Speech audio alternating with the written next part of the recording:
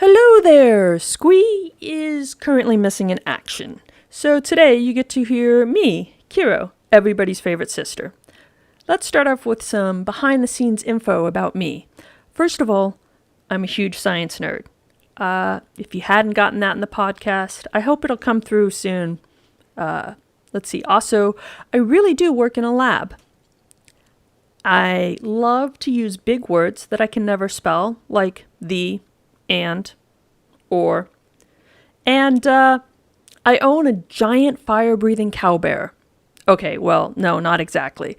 But I am an owner of an Italian Mastiff, 120 pounds of pure cuddle, until she takes over the bed at night. And then I sleep on the floor. But my dog really loves role-playing games, and she's very sad she can't be a regular occurring character.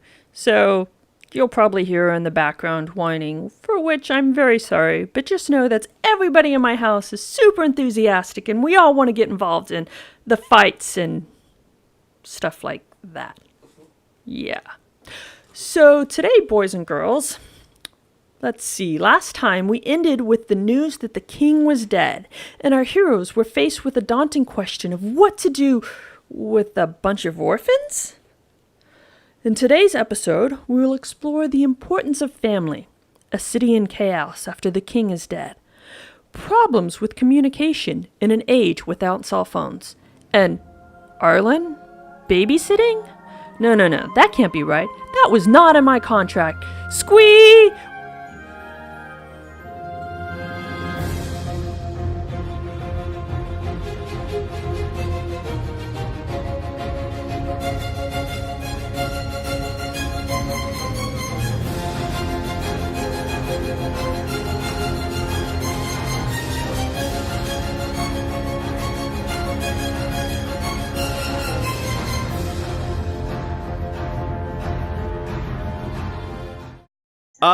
Okay, so welcome back. We're going to start this session pretty much with the ball in your court. There's a lot of things that you guys mentioned wanting to do. First things first, here's what I'm going to tell you. First of all, as you guys kind of, as the session kind of opens up here, we're going to open up maybe about an hour or so after that town crier ran down the street. So we'll say it's about 9 or 10 in the morning. Still very early. Breakfast is done. We'll say that time was spent washing the dishes. Things were maybe a little quiet. Triana definitely was very quiet after hearing of the death of Eodred Arabasti II. It's been about an hour, and in that time, from the orphanage, you have started noticing things, especially given that it's not exactly indoors. It's partially indoors, but there's a clear, let's just say very large windows. There's very large windows. It's got a nice skylight. Yeah, it's got a very nice skylight, as in like half roof. Yeah. You notice that the town is a flurry of activity, and typically not the best kind. As the hour passes on, the town criers spread the news. There start to be gatherings of people. You start to see every once in a while slight columns of smoke rising up in the horizon, the flickering glow of fires even in the daylight from here and there. At one point, you hear a frantic clanging of alarm bells as guards rush to and fro. It doesn't look like everything's like in full uproar, but it's very clear that the city is in a state of unrest at the moment at the hearing of the death of Eodred. You also hear people that outside the orphanage. You do hear a few cries of like at one point you hear a Kravosian herald voice from the street. "The king is dead! Long live the queen!" And you heard almost immediately after a few ragged cries of some men and women from somewhere. "Hang the queen! The usurper must die!" So it's very clear that there's a very tense atmosphere here. Everybody roll me, who can, of course, roll me give me a second. If you have knowledge and nobility, Roll me that. I think, Arlen, you're the only one. I beg to differ. Oh, snap. GM is sometimes wrong. For all the fucking good it did me, yeah. There you go. There's my right. There's my 10. Not bad. Not bad. Okay. Here's what Arlen. Murray, I'll say what you know first, and then Arlen, I'll tell you what I just want to mention Arlen rolled a 15. Right.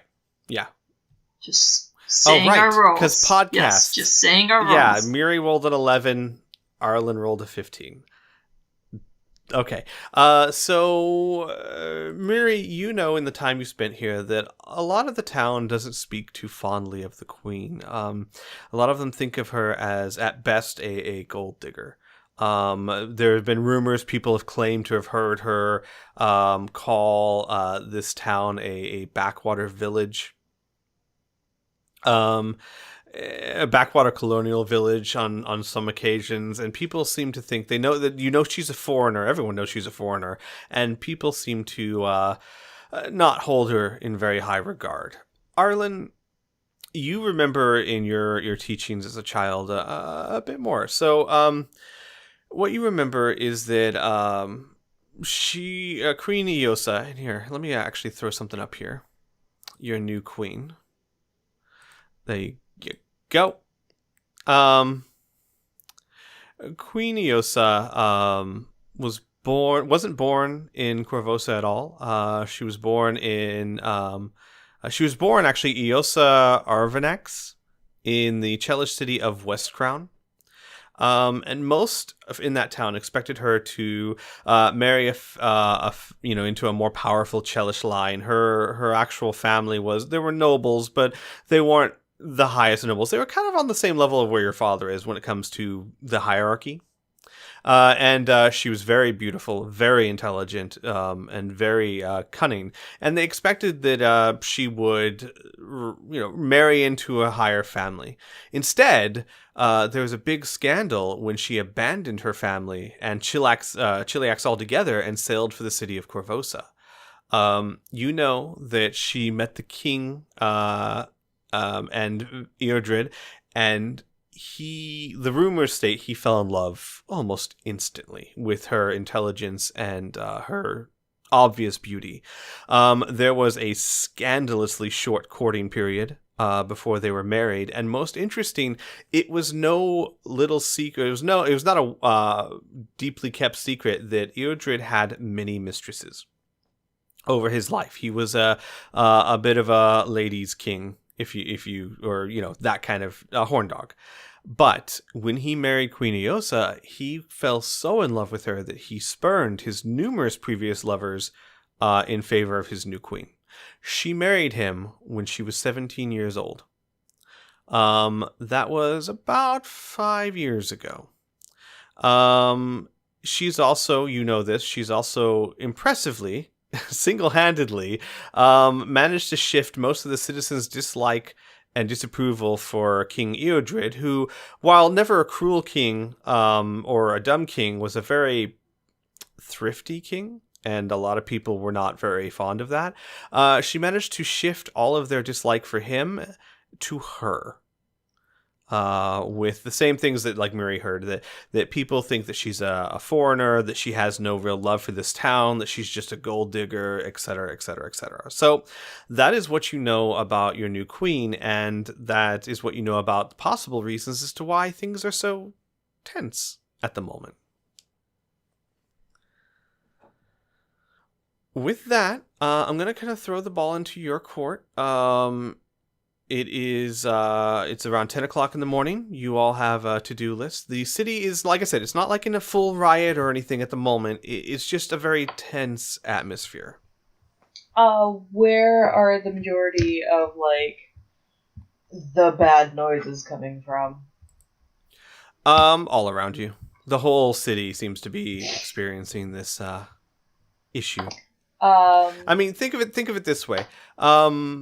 When Kennedy was assassinated or passed away, I mean that caused the whole nation to to go into a state of mourning and shock. And kings in this world, especially in Corvosa, where kings are held in very high esteem, has the same basic effect, except add anger to this one in the sense that there's a lot of people here who do not like the person taking their place. The whole city is being affected by this. Okay. Got it. Amelia is going to want to go home then to check on her mother.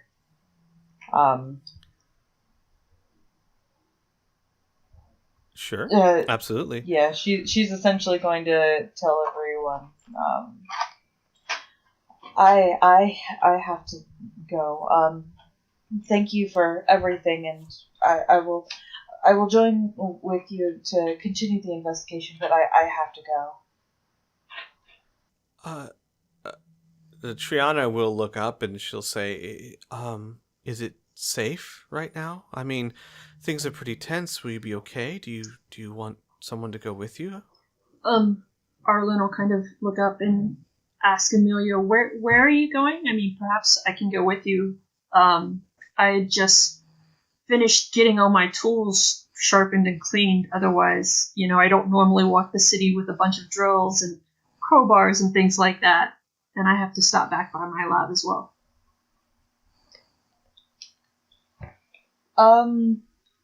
Amelia glances between the two and shakes her head and says, "I'll be fine. Don't worry about me." Well, if we get some further info on Gadrian, where can we find you? Or do you want us to find you? Oh, that's a good question.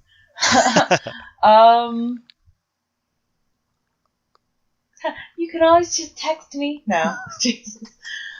Smoke signals, yeah. Send Let a me get your pigeon. digits. I suppose I could write a letter, but where should I address it? I'll send one of the pocket dragons. Oh God. What are they called? Pine drakes? Oh, the house drakes? House drakes. House drakes. Yeah. Pocket dragon, house drake, whatever. Just so you know, the house drake is like the common name. Pseudo dragon is actually their real name. Yeah, well, now they're passenger pigeons. So just, stick a post-it note on one. You'll be fine. I'm sorry. God. Or an imp. There's plenty of those Pocket around. dragon sounded like something totally different. Oh, man. I just thought it was a really cool version of pocket sand. Yeah. Pocket dragon. Oh God. It's the size of a pigeon and it wants to kill you all. That's great. Jesus Christ. Anyway, is there like a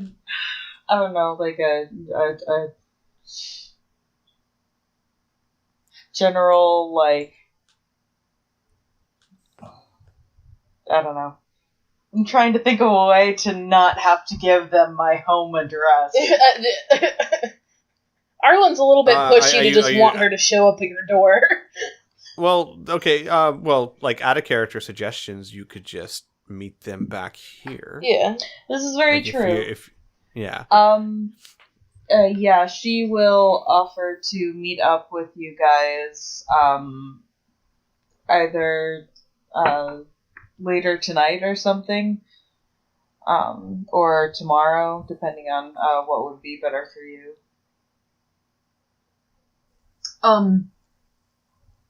I think tomorrow What's works for Arlen. Just gotta put this date in my diary. While they're discussing that, Miri, Triana kind of leans over towards you and quietly says, Miri, Yes, Chad. who's that gentleman there? And she points to Otto. Does he work for you? You could say that. Oh, okay. So it's safe for him to be around the children. I don't even remember him arriving. You won't. Evidently, it's a curse of his. A curse? What do you mean? Oh, my memory is not what it once was. Evidently, people forget him, often to the point of his own family not recognizing his face. His daughter is among the children. Her eyes widen. Wait. His own daughter doesn't remember him? Yes, you will likely have to be introduced to him many times. That's horrible. Curses are curses. But that's horrible. Indeed. And then she just remains quiet. Weary is kind of, as she's talking, she's kind of flipping through these cards. She's just kind of like, she's just kind of playing with them. She's never really had a deck of cards before. So You mean the, what are they called, Harrow cards? Horror cards? Yeah, the Harrow deck. Yeah. Harrow deck. Yeah. The Horror deck, yeah. So she's just kind of looking through them. She's picking out cards that look cool and just kind of looking them over. And she's not awesome. It's not an awesome job. Right. But she's just kind of seeing if they call to her in any way. Roll me a darn it. Let's see here.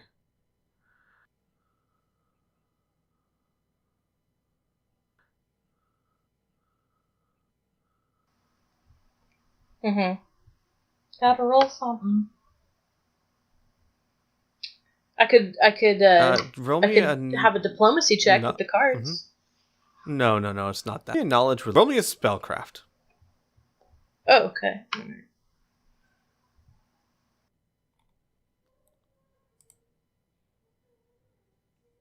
Okay, you rolled a 10. These cards, now that you're playing around with them, you can tell the deck is faintly magical, though you can't really discern how. But there is some magic to this deck. And you do know enough that most horror decks are not, they're just a deck of cards. Mm-hmm. But I wouldn't be able to pick out if there are any that are particularly magical, or just the whole No, it thing. seems to be the whole deck in general. Okay. Well, I will keep that in mind. Well, Muri... unless someone's gonna try and stop her, Amelia's gonna take off. Toodles. Well, Muri, what's the word here? Because either I'm taking my daughter home or I'm going to get my wife. It's really You're your welcome call. to do as you please. My door is open. There is no door. There's a door. I don't live in a shack. Okay, then I'm off to go do the retardedly difficult task of convincing some stranger to come work for some orphanage that's half burnt down, because that'll go over really well. I'm sure there'll be no problems there. Totally out of character, by the way. So I guess Otto's leaving. Weary will actually go with him. Okay. Because now that she's kind of like, oh, yeah, people really don't remember him. Yeah, she's gonna tag along. She takes the yeah, Ireland don't teach them anything dangerous. You know what? I should take Lita, because that'll help. Yeah. So I'd be Makes like, sense. I'd say like, hey Lita, do you want to go see your mommy, and we'll take you home, and maybe you can come back here and stay with your friends. And Lita will look at you a little wide-eyed, and she goes, how do you know I'm not supposed to... How do you know my mother? I knew her a really long time ago. I doubt she remembers. But I got you this far, right? So, or at least Muri here got you this far. So Lita will look at Miri questioningly and like a little scared because there's this big honking man in front of her. He's fine, child. He means you no harm. She nods slowly and says, I would very much like to see Mom. Very well. Come with us. Okay. And everyone, if you could, including Amelia, roll me a perception check, please. Well, you do yours first. There you go. You have to go skills. Arlen rolls a 12. Okay. Otto rolled a 19. Amelia rolled an 18. Ooh. Okay, and Miri rolled a 20. Miri rolls a 20. All right, so as Amelia leaves, Otto and Miri, you notice Flack and Toby quietly kind of sneaking out of the house and following Amelia. And Hey, Flack, where are you going? I don't think. Are you following Amelia? What? Flack no follow? The streets aren't safe, child. Where are you sneaking off to? He kind of looks down. Toby follow. Well, that's kind of the same thing, isn't it? Does Amelia hear this? Flack looks at Otto and says, "No, Toby follow. No, Toby sit. I mean, Toby follow. Flack sit. Flack follow. Toby not sit. Not same at all." Arlen kind of looks up and says to Flack, well, you'll come and let us know if something happens along the way, right? Like, if something happens to Amelia. Flack would nod vigorously and say, Flackwood. And he'll point to Otto and he'll say, hang on, give me a second here. He would point to Otto and he would give like this slam his fist into his hand. And he would say, Flack not warrior anymore like him. Not smash heads in like that. That was good. But Flack can follow. And then You just said you weren't following. Flack takes off. Yeah. He'll be like running down the street with Flack riding him. Arlen just kind of says, Otto, it's okay. As long as somebody makes sure she gets home safe, I think it'll be all right. I'm more worried about what she'll do to him. Well, I'm more worried about the condition of the streets right now. If everyone is as unfriendly as they're sounding, I'm sure a goblin in their midst would be unwelcome. With all that practice Amelia got with her little lightning bolt, she'll be fine. yeah. Put too much faith in him. I think he's already gone now, so I'm not sure we could stop him anyways. But, wait, where are you guys going? You're not gonna leave me here, like, alone with all of these kids, are you? Arlen just is, like, really kind of, looking around and completely bewildered. You can come if you want. I'm going Someone to... should stay. Well, Trinia? Triana. Triana can stay. She's... Or unless she's uncomfortable to stay alone. No, I don't know. I would love to Triana? stay with them, but I do have to... Oh, gosh. I guess I don't have to go to the castle today. I would love to stay with the children. As you wish. I will accompany Otto. There's your hall pass, Arlen. Okay, great. Yeah, I'm gonna go stop by my lab and drop some stuff off, and then I'll be back maybe in a little while. All right, real quick, switching over to Amelia. Amelia, you'll notice about 5 or 10 minutes down the road that there is a large, well-groomed dire rat and a figure on its back covered by basically like a burlap sack that's just turned into a hood with a cloak. Trying to and doing a decent job of sneakily kind of darting from house to house, but it's obviously following you.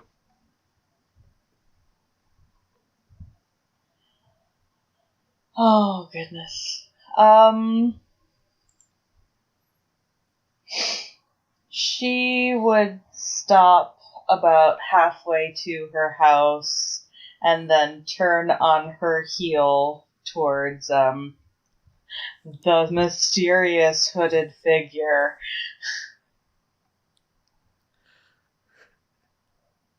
Toby stops mid-paw. Like, motionless. Like the if I don't move. Flack, on the other hand, not noticing you, looking down at Toby and, like, slapping Toby on the rump, like, and you hear, like, go, Toby, go!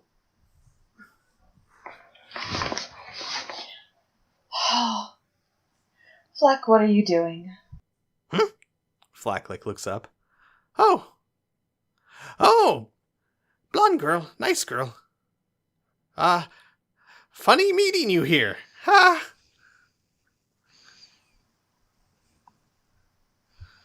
She's just going to stare at him for a moment, like, mouth half open, like she's trying to say something, and then finally she just closes it and shakes her head and says, just go back to the children. They need you more than I do. Flack kind of lowers his head a bit, and he says, Flack, just want to see where you go. Well, you don't need to. I'm where I'm going is hopefully safe.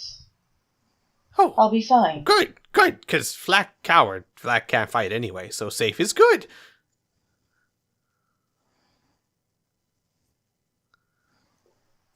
Amelia pauses for a moment, trying to think, and then goes, well, I suppose that depends on if the riots haven't reached it.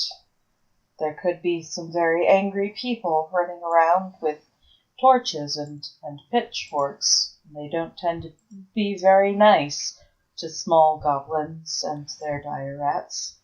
Oh. Well. Flack not scared, but Flack coward. Cowards can't fight. Flack go back. Yes, you should go back to the children and take care of them. And she turns and starts walking again, with a little more hurry in her step. And you hear, like, after you called, bye, Blondie! She does not respond. All right. So, if I understand correctly, Otto and Miri are taking Letta back to her mother's. Amelia is headed to her mom's. Arlen, where what are you doing at the moment? I'm just hanging out at the orphanage for. Oh no, wait, I forgot. I'm going back to my lab to drop off some stuff and Got it. tinker around. Got it. Okay. Make a new weird science device.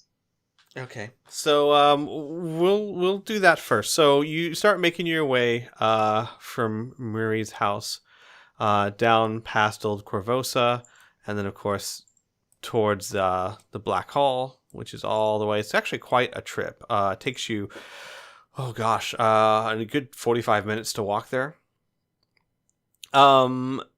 During which time you see that the general unrest of the city is getting worse. You do pass one, I hesitate to call it a mob, but maybe about 20 or so people in the streets just yelling obscenities at the town guards. They're not attacking in any way, but they are certainly confronting the guards, and the guards excuse me, are simply standing there in their crimson armor, stoic as they can. At one point, when you get close to Black Hall, you do see, you hear a screech up above you, and you see a squadron of hippogriff riders with their saber company knights on top of them, flying ahead of you. One of them is incredibly wounded. Its wings look very tattered. And from the direction they're flying, you can hear way off in the distance some shouts and yells. As they pass over above you, the hippogriff that's wounded actually lets a screeching caw of pain, and it and its rider then begin a spiraling plummet into a statue of King Eodred, not next to you, but probably less than a block away. They smack into the statue with bone-crunching force and just topple to the ground. As they passed you, they passed close enough that blood actually fell from its wing and landed on the dirt next to you. They hit the ground and they don't move. And everyone around just kind of like backs up as it happens. The squadron of hippogriff riders don't stop. They continue flying straight towards the citadel with haste. Okay, Arlen's gonna run over to the guy and see if there's anything she can do. Maybe a heal check? Go ahead and roll me a heal check.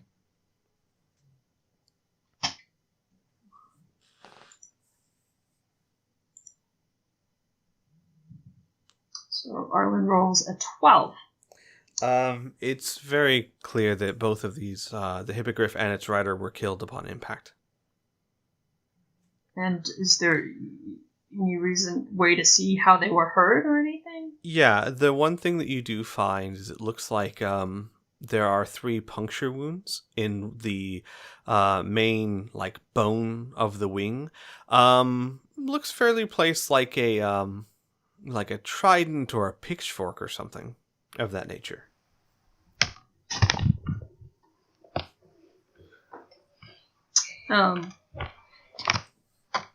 So Arlen's gonna check and see if like the guy has any kind of identifying items. Yeah. He's dressed in the armor of a sable company knight, which is full plate mail. It is. Let's see if I have a picture here for you of what a sable company knight would look like. Full plate metal, dark colors. Give me a second. Oh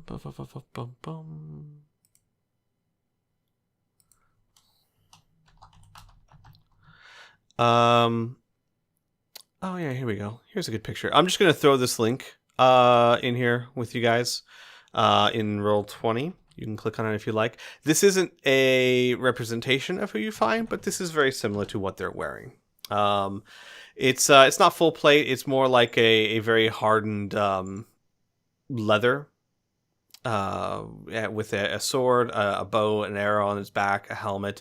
Other than that, there doesn't seem to be any identifying markers. There's no easily noticeable gold or anything like that. It looks very much like a uniform.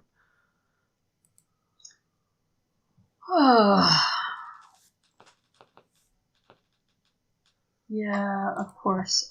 So Arlen's gonna kind of look around and see if there's anybody else to like tell or mention. The citizens seem to be kind of walking away and trying to ignore it, like I didn't see it, didn't happen.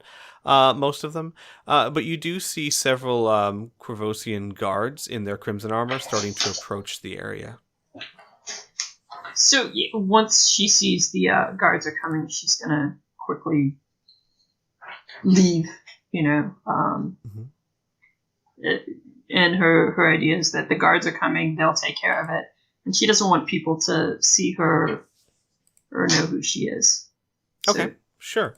Roll me a stealth check, please.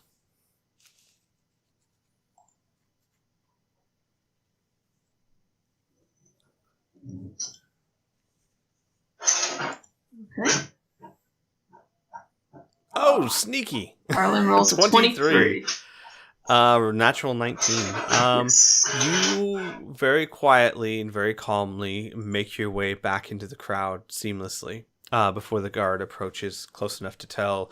They were able to see someone was standing over the body, but they have no way of knowing who, and you're long gone by the time they get there. Okay, good. With that, you make your way back towards the Black Hall and use your little secret entrance to make it to your lab. Right. All right. With that, let's go to Miri and Otto. You guys are headed towards Letta's home. Otto, where is your wife's home? What part of town? Well, that's a good question. I would think I would probably be lower middle class, if not lower class. Okay. And So- you're saying Old Corvosa is sort of well, that? Old Corvosa is the lowest of the low. Like Old Corvosa is where the ghettos are. And the poorest part of town. If you're lower middle class, like for example, would it have been near where you had your blacksmith shop and that kind of thing?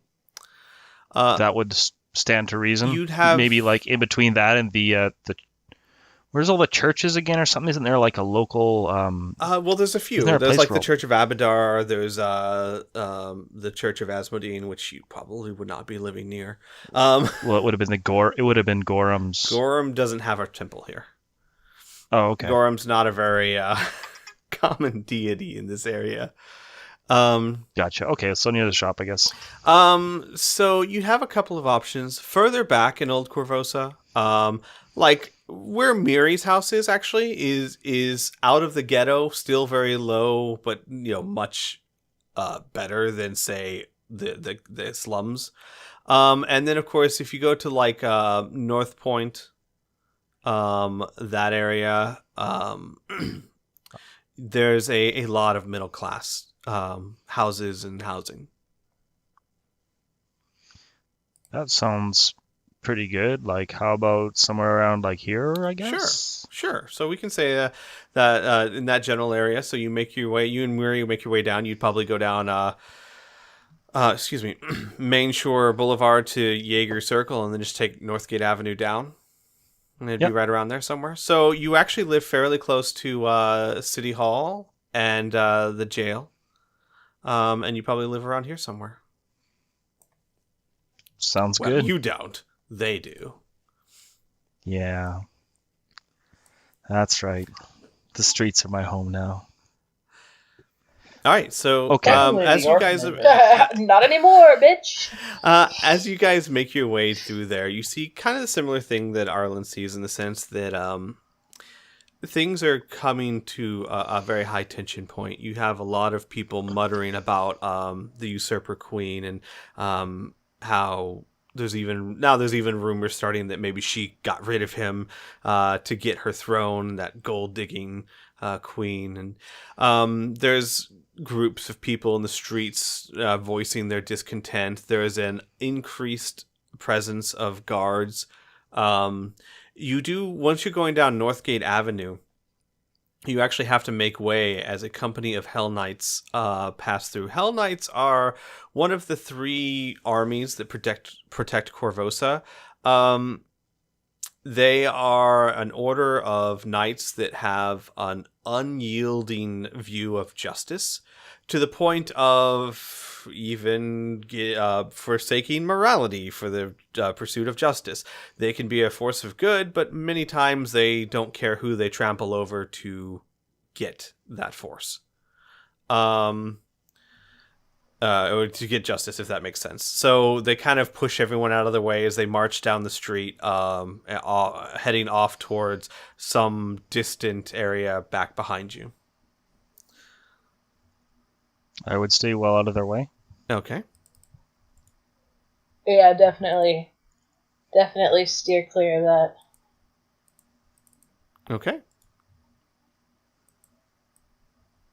With that, you're able to make it all the way to your house without too much more issues. I'm assuming that Miri is just carrying Letta at this point, just to keep her out of range of anybody who might, any wayward feet where she might get caught up in a crowd or something. And the entire time, Letta, like she clings to Mwiri a bit, but she keeps giving weird looks at Otto, as if like she doesn't understand who he is or why he's there. Yeah, Otto would be trying not to pay too much attention to that because it would suck really bad. So just focus on the task at hand.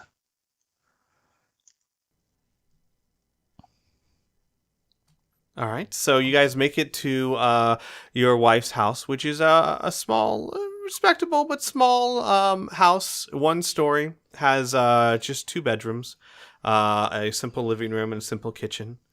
And it's in a crowded area, but it is its own building. Okay. I would say to Lita, why don't you go get your mummy and let her know that you're okay? She kind of looks at you for a little bit and nods slowly, and then kind of wiggles off of Mwiri and runs to the house and starts banging on the door, going, "Mom! Mom!" There's some commotion inside. And the door opens, and you've never really described your wife. What are her basic? What does she look like? Let's say average to short, so like 5'2", 5'3", long brown hair, darkish skin, like not necessarily brown, but Greek maybe. I don't know. Mm-hmm. Simple dress, not employed. Brown eyes. And she opens it up. Her face looks very weary. Otto, you're familiar with this by now, but Mwiri, her face looks very haggard. It's very clear that this woman has not been sleeping well for probably quite a long time, and hasn't been eating as well as she should. Not straight up starving, but definitely signs of malnutrition. Her clothes are decent clothing, but very old decent clothing, as if she's been wearing them for years. And she looks down, and her mouth drops open, and there's just about 3 or 4 seconds of silence as Letta just hugs her legs. And after about 3 or 4 seconds, Otto, what is your wife's name? Anna. Anna collapses to her knees and flings her arms around Letta and just sobs. And then pulls her back and begins touching her face and saying, my baby, oh my God, my baby. And then pulls her back to her. Letta is also crying and not saying anything. After what must be about a minute, she picks Letta up and kind of, even though Letta's getting older, Letta's probably 8 now-ish? 7. 7? Yeah. So she's getting 7. older, but this Anna still picks her up and kind of straddles her on her waist, and then looks to you two, and she says, "You found her?" Yeah, we caught a lead of some criminal operations that we investigated, and we found a series of orphans there, and we've tracked this one back to you. Oh, thank you. Thank you. I cannot thank you enough. 2 years. 2 years, my baby. Actually, you can thank me enough, because I have a proposition for you. I'm sorry, I don't have any gold to pay you. No, I have gold to pay you. And I would take out the last 10 gold that I have and give it to her.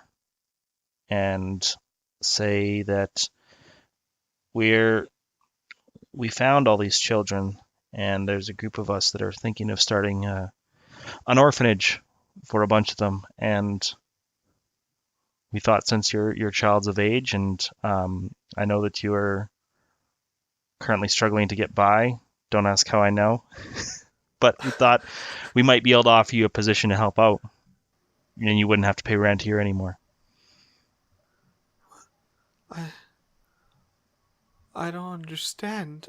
You don't even know me. No, but I had a talk with Lida, and in finding you, we had to ask some questions here and there. So we know that. Well, we know you're a bit down on your luck, but you've raised a fine girl here. I'm sure you'll be able to help out. Anna looks at Letta, and Letta's just shrugging. Like, I don't know how to talk. Roll me a diplomacy check. Should I assist? Sure, if you would like. Yeah, go for it. Well, damn it! I should have said it before. That's okay. What? Yeah. Well, I have enhanced diplomacy, but I probably should have put it on myself before giving the whole spiel. Yeah, probably. Yeah. Yeah, why don't I just help out? Is it a D10 or a D20? D20, and you have to get a DC of 10. Basically, you just roll your skill check and try and get above 10. So she goes first, right? Yeah, she goes That's first, my and then roll. if she succeeds, you Just add 2 to your roll a regular D20, Uh-huh. nothing added. Nope. No, with your Well, yeah, your skill diplomacy. added. Your All diplomacy. diplomacy. Oh, Yeah. duh. Okay, my bad. Sorry. I know it's in alphabetical order. Thank you. The question is, which letter does D come after? I don't know. Still working on that. Nice. So she rolled a 20. Really? Okay. Yeah. Not a natural Alright, 20, but it's a so 20. add I have a +6 to diplomacy, so I got a 14. right. Add 2 to your diplomacy check, Otto. My diplomacy sucks, so I got 6. Oh, honey. Do you want to like trade me? Like I can get the diplomacy check with my 20? No, well, you can't do that, but that doesn't mean you Tell guys... you what, after she flatly rejects me, you can Yeah. you can input your little pitch. Yeah, I Come can back salvage. around. I can salvage the situation Good, when nice. you get kicked out on your ass. Yeah, We'll say... So here's what happens. it's just like real life. Otto, you give a heartfelt speech. However, as much as you're trying to ignore it, the pain that you're experiencing just standing in front of your wife and child and knowing that they don't know you and how much you love them. When she looks to Letta and Letta shrugs in that way of like, I don't know this guy, you can't contain a little bit of the falter there. She notices that you act kind of strangely, and she goes, that's very generous, but I don't know you. Tell you what, this here is the person who's running the orphanage. How about you just have a quick word with her? Maybe she can explain it better than I can. I'm very grateful you found my daughter. But I don't understand what's going on. She's saying this to Mwiri. It is understandable. We had an orphanage once, and luck did not deal us a kind hand. It is something of a labor of love, let's call it. I need help with children, and I am looking for those who are able to raise fine children as you have done so yourself. It is understandable should you wish to think about this proposition, and my door remains open to you for as long as you wish to think about it. Psst. I cast enhanced diplomacy on Weary. Got it.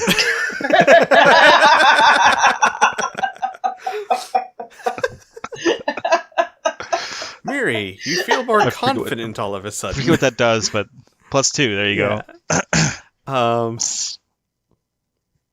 So she looks at you hesitantly and she says, "And this is, I mean, are you offering me a job? I don't understand exactly what you're offering here." It is a position, yes. I need someone to stay with the children. I'm pretty sure we'll be able to provide you with lodging and food as well, right? Correct. That's very generous. And Letta would say, my friends are there, Mom. Roll me a diplomacy check +2. Because it's enhanced. No. Roll 20 again. You can do it.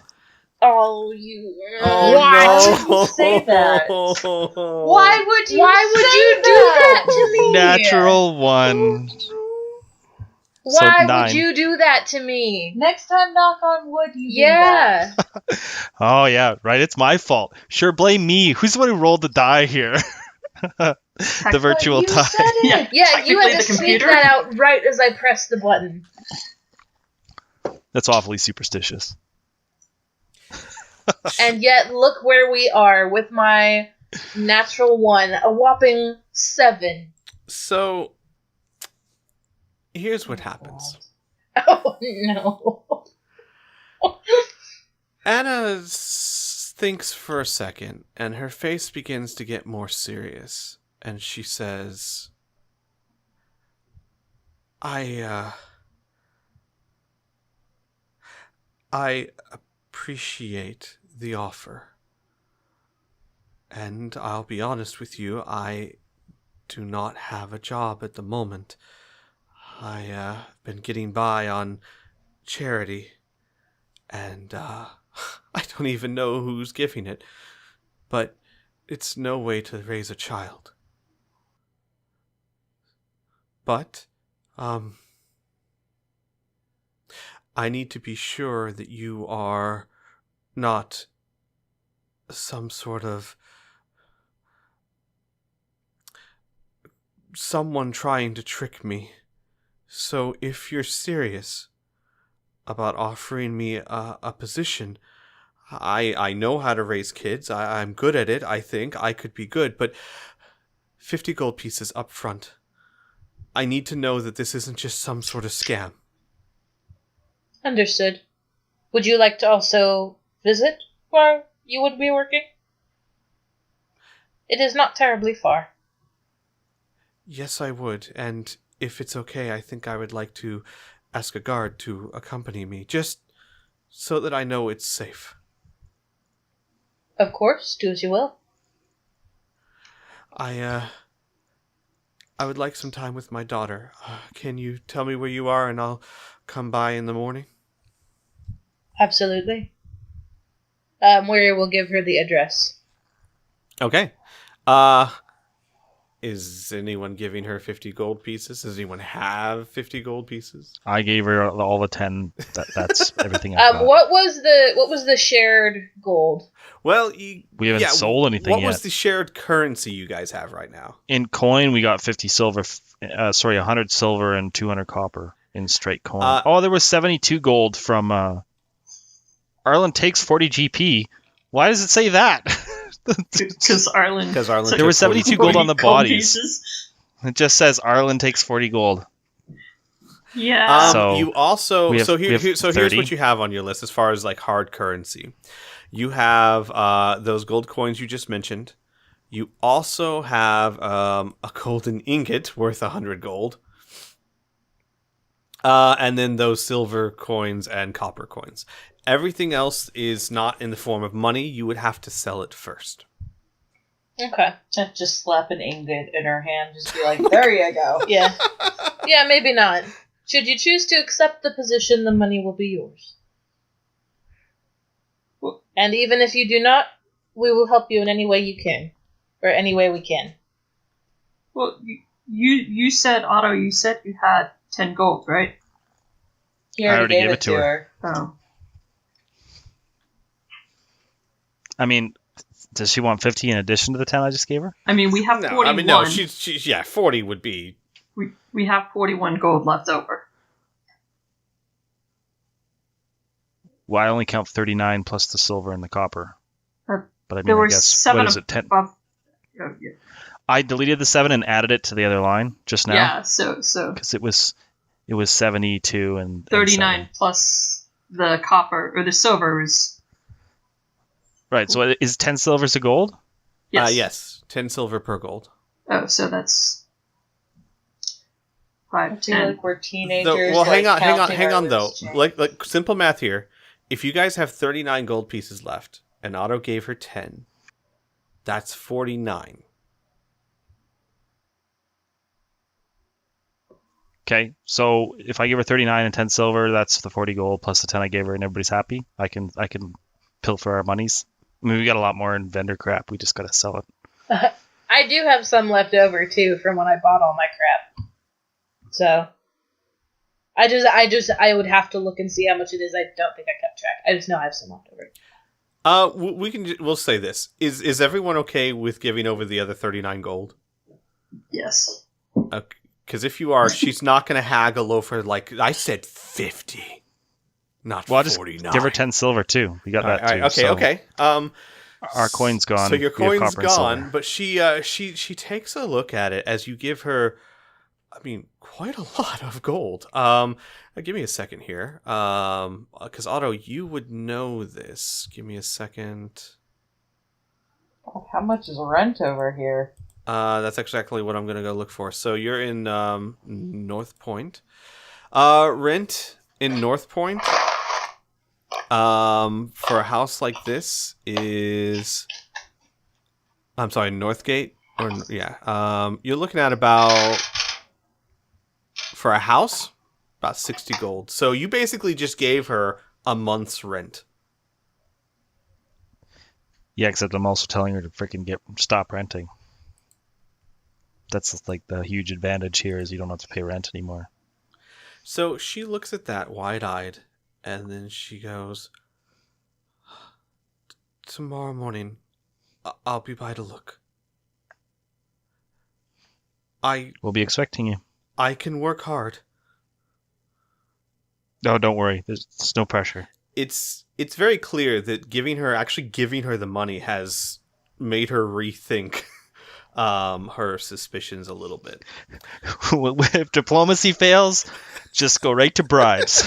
Bribery. Well, I mean, she's Bribe also your gonna wife. have to. She's also gonna have to see the building and the crappy shape it's in.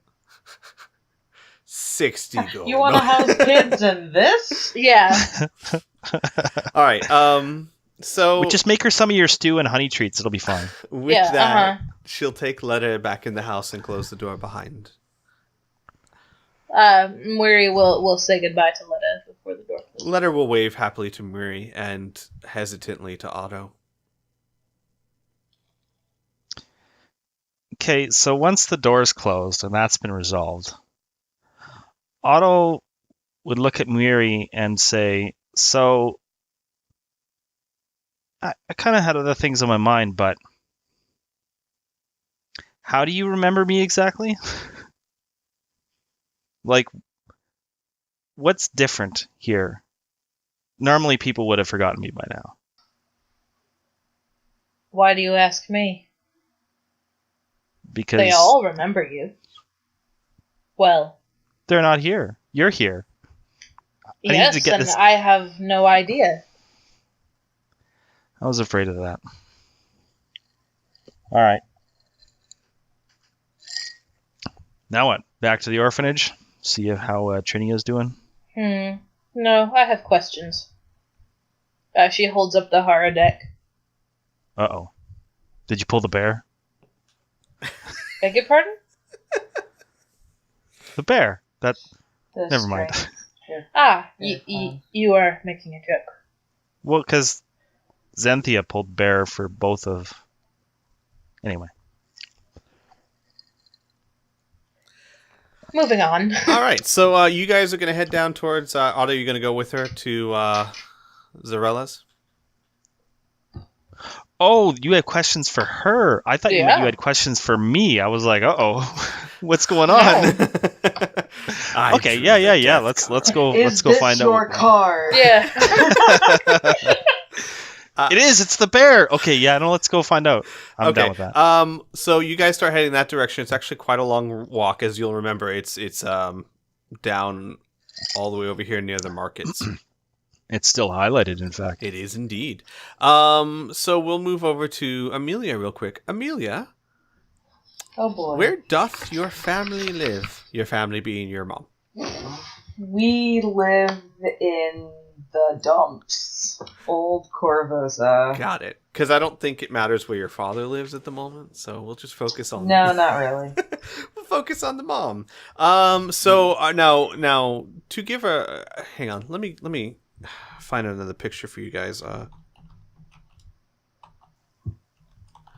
You have a picture of her mom? No. Not But yet. I do have a picture of what the front of Old Corvosa looks like. And I want to see if this is so. Because here's the thing: I need to make clear or apparent is that Old Corvosa, where my arrow points, the front towards the bridges is the poorest part of town, and you can even see how many things are packed together there. Mhm. As you get further back in Corvosa, things get better, but there's still, I mean, most of this island is low income. There is some, like this is pretty fancy. There's some, towards the back here, there's some fancy things. There's a sword school, I think, right around here. So there are some nice things here, but most of this is poor housing, and this is, well, I'll show you a picture. Again, I'm going to throw it in Roll20 for you guys. It is, ghetto doesn't even begin to describe it. It is ramshack shanties with makeshift buildings built on top of it. Most of these are like single room hovels, and it's also the birthplace of the shingles because this is where the shingles were born. Wow, I just said a circular sentence. Because people, Nice tautology. yeah, people would build on top of the old houses when they had nowhere else to go, and in time, you see like the tents on top. Those are the shingles, which is a city unto itself. The roadways on top of the buildings, and Seems like a very tense situation. no, You shut the fuck up. minus 200 XP. I'm gonna take away your spells.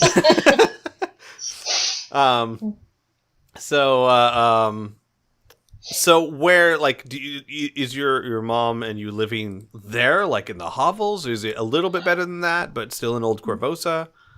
A little bit better. It's gotten a little hard since it's just me and her now paying rent. Right. But So maybe back towards It's the it's center a little closer to the middle of Old Corvosa. so like around Jaeger Street. yeah. Okay. So most likely your mom would be living in a townhouse, which is a small apartment butted up against several other apartments. Yes. So you make it back to your home, Mm-hmm. and She's gonna go in because she lives there too, and she would like to inform her mother that she is not in fact dead, and also may have found a way to make money and also figure out what the hell's going on with revenge scenarios. huh? Wait, what? With revenge scenarios? Yes. Okay. Sure, yeah. Well, let's handle this in character then, because so many questions. Yes. First things first. Describe your mom. What does she look like? A little old lady. Actually, no, she's not all that old at all. Ilda is a woman in her like mid-40s, early to mid-40s. She is weathered, but she's still very much like it's obvious that she was a very beautiful young woman, but she's with stress and age and working night and day. aged her a bit. She once had the same color hair as Amelia, just very dusty blonde, and now it's very, very riddled with gray. There's still a few streaks of the blonde there, but it's mostly just gray. And she has gray eyes, and she's about 5'8" or so, medium build. It's clear that she works. She's not necessarily malnourished, but there's no fat reserves on her, that's for sure. Got it. What does she do day in and day out? Like, what is her income?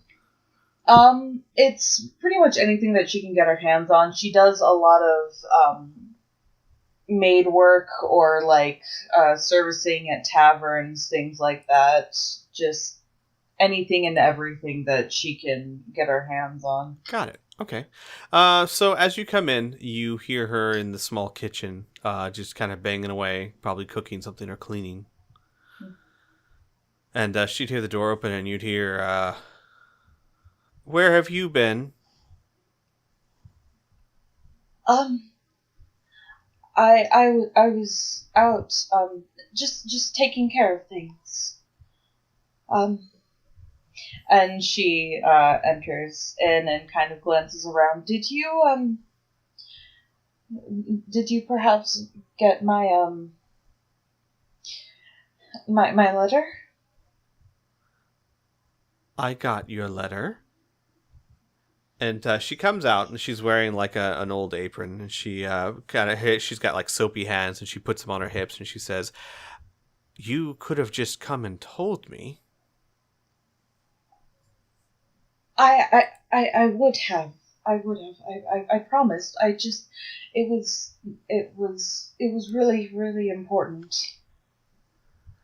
I'm sorry. She sighs, and she goes, "Amelia, I worry about you." I know. There's no reason to, though. Everything is fine. She gets very quiet. That's what your sister used to say.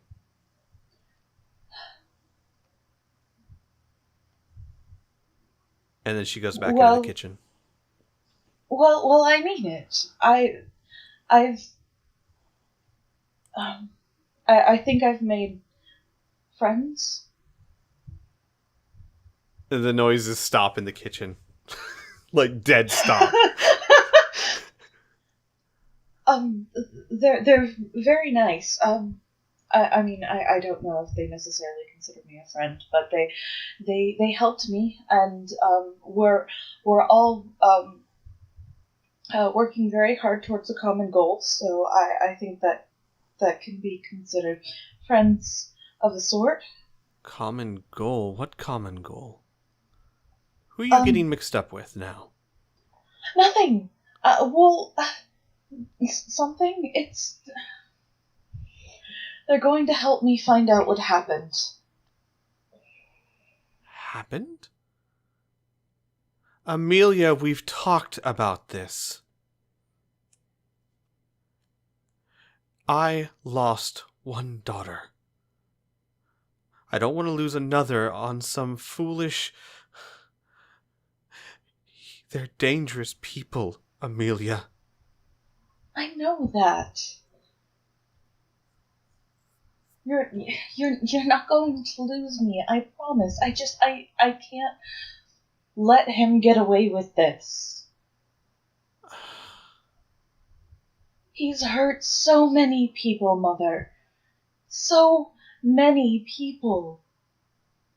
He can't just be allowed to continue this. I can't just stand by knowing that murderer is just waltzing free while Annika, and she starts to fight back tears for what seems like the billionth time. Your mom, who hasn't actually come out to face you from the kitchen yet, Mm-hmm. is quiet for a while, and then she says from the kitchen, Amelia, that is what the city guard is for. They're trained for this kind of thing. You're just a girl. And they haven't done anything, have they?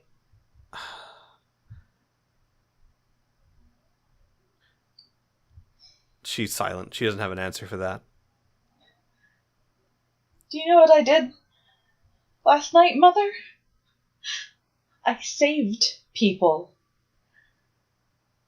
An entire house filled with children, slaves. Just... What? You should have seen it. It was the worst conditions a child could be thrown into. They had one hanging over a pit with a crocodile in it. Crocodile? What? I don't What? You found children? They? Yes. Who's they? People that are working with Gadrian, You are sorry. going to get yourself killed. Are you trying to make me lose my last daughter?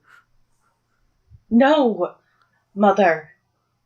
You're running into a building full of murderers. Yes, and my friends helped me. Friends. I'd like to meet these friends.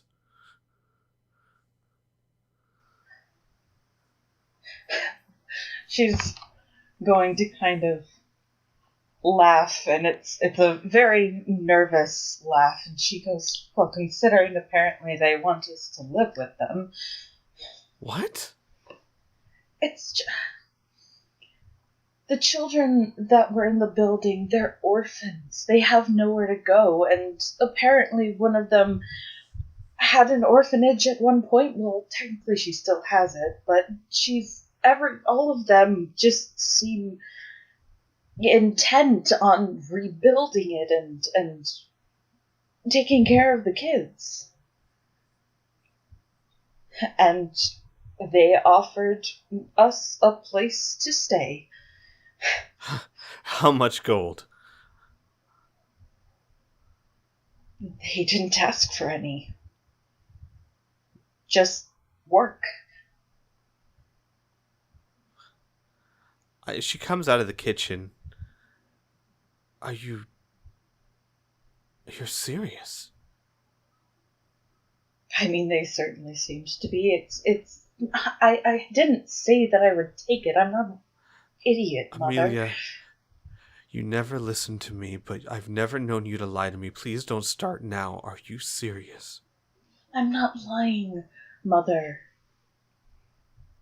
They offered us shelter and food and jobs, and I don't know how serious they are. I don't know if they intend to go through with this. I don't even know if they have the capacity to, but they seemed very intent. So, out of character real quick. Yes. Amelia, you're a mother. Would you describe her as a hard woman? Do you see her cry a lot? I mean, how does she typically act around you? She is certainly not a hard woman. She, for most of her life, has put on a very brave face, but she's also kind of a melancholy person in that she's led a very hard life and it shows, but she doesn't often cry. Got it. She backs up against the wall and kind of sinks to the floor, crying, which is an unusual sight for you.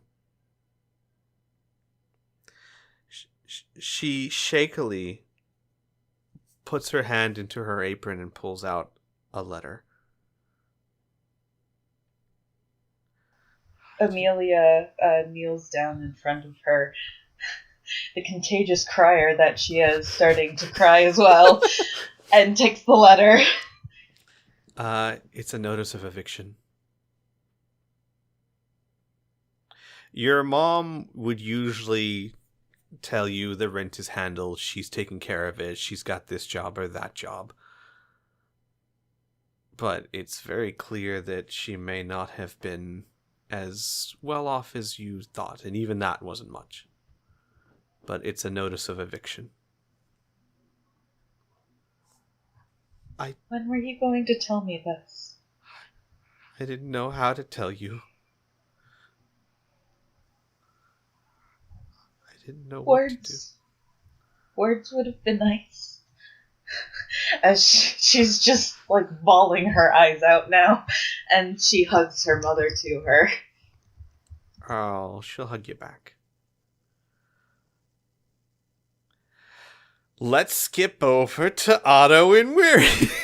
Real quick. Just so you guys know, I'm putting in my Academy Award nomination right now. Oh. Flack's only been in for a little bit of time, but that's very very generous of you. I'm sure he'll love it. Flack, do good. Flack actor. So what were hero points again? Hero points are things that yes. I was actually thinking about that. This is a perfect time to introduce it. So hero points are points that I give out when I think players have done excellent things, either excellent role playing or made excellent decisions, i.e. like you made a really smart call and paid off and it was worth it, it was awesome, or even just you did dangerous, heroic, awesome things. Just whatever. Like jumping into a lake with a crocodile? I'm kidding, it's okay, go on. I'm sitting there going, yeah, dumb. Yes. Yes, no.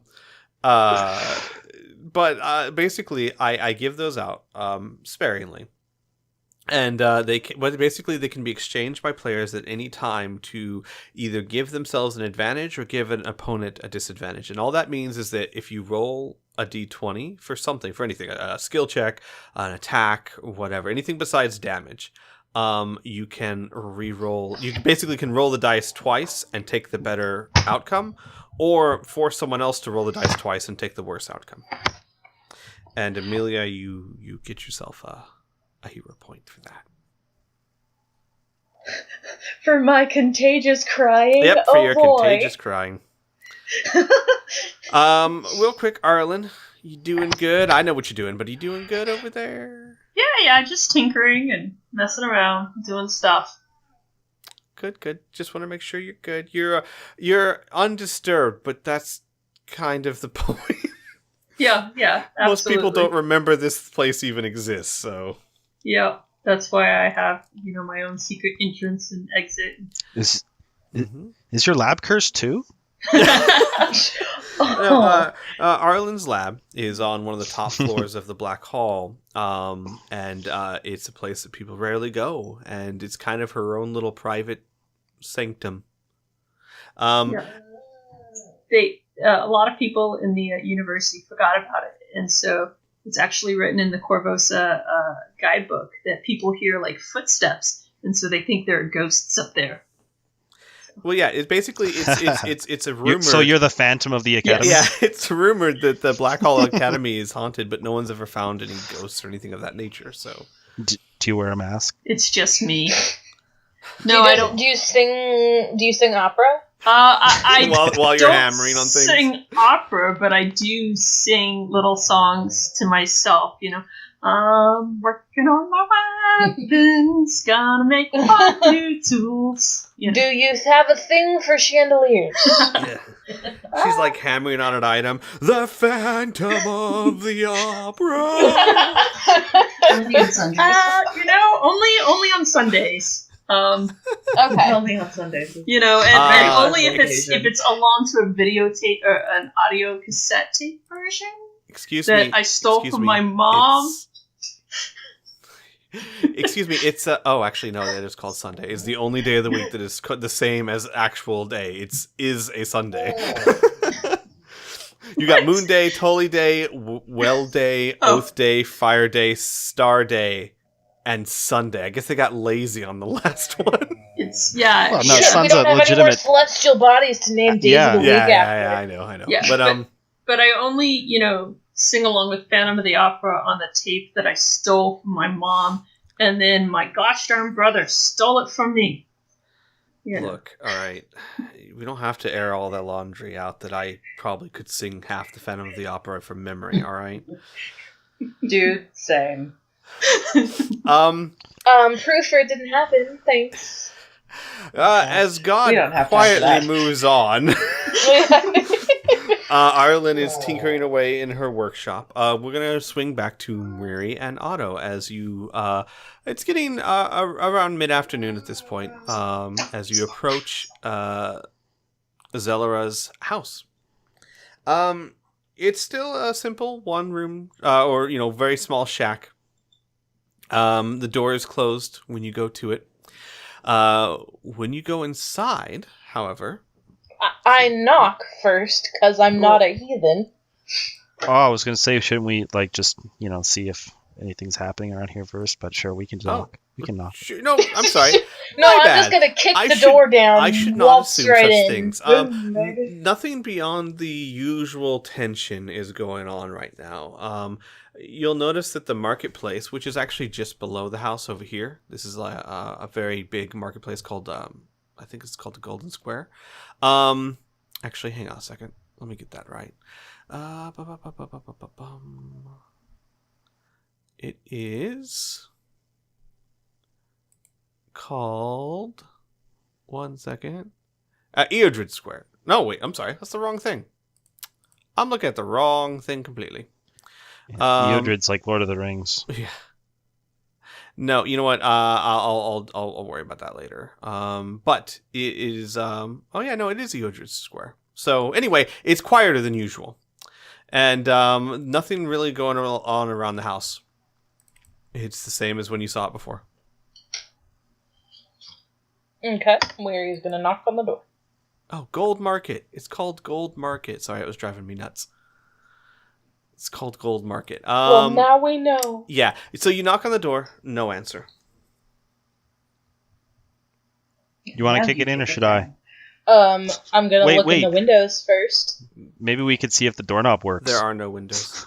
Yeah, there aren't any windows, remember, because we couldn't air out the front room. I don't remember this at all. Yeah, there's no windows. Okay. Is the door Do locked? this would probably be more of an auto question. Do you smell any of that weird smoke? Nope. Otto, Do you I smell not. any of that weird smoke? Nope. Is the door locked? It is not. It swings open just fine. I open the door and gesture my hand for Miri to go first. Not because I'm a coward, but because I assume there's nothing going on in here. It's probably empty. Weary is going to peer into the house. You see a house that is nothing like what you saw before. Give me a second here. Great, now we're forgetting houses.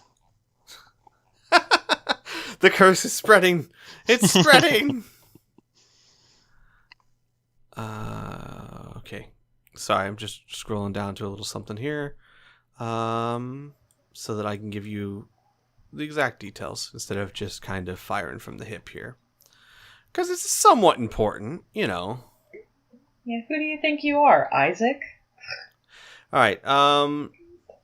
So when you enter the house, you find the home completely abandoned, and showing clear signs of having been empty for weeks. There's no sign of the food, no sign of the wall hangings, the rug, or even Zellara herself. None of it can be found. The furniture, the chairs and the table are in pieces, scattered throughout the room, and under a thick layer of dust, disturbed only by the footprints that you yourselves left on your prior visit. Well, that's somewhat disconcerting. What do you think, Miri? You talk with a ghost or what? Perhaps. Or perhaps a ghost's son. With that, Miri, you feel the holodeck on your person grow warm. Not uncomfortably warm, just warm. We will take it out. As you take it out, an image of Zelera appears in front of you. Both of you roll me a knowledge religion, please. God, I'm a cleric. I better get a good roll on this. Hey, I'm an oracle. I mean, come on. Knowledge religion. I keep mixing up skills and spells. Spell religion. Oh, natural 20. Oh, here's your natural 20. Where was that There before, you man? fucking go. So I got a thank the 16. Lord. Okay. Both of you can tell that this is a spell you're familiar with, at least you've seen before. It's called a major image. It allows a person to manifest an illusion of pretty much any shape they desire that is almost indistinguishable from the real thing. An image of Zelera appears in front of you, and she says, "Welcome back. I assume you have many questions." That's putting it mildly. First, I apologize for misleading you. What I told you was true. My son was killed by Gadrian and his hand sent to me as a sign, a warning, but when I first used my Haro deck, they showed me the same fishery I told you about, and I went there myself a few weeks ago and was obviously not as successful as you. Why would you go there alone? He killed my boy.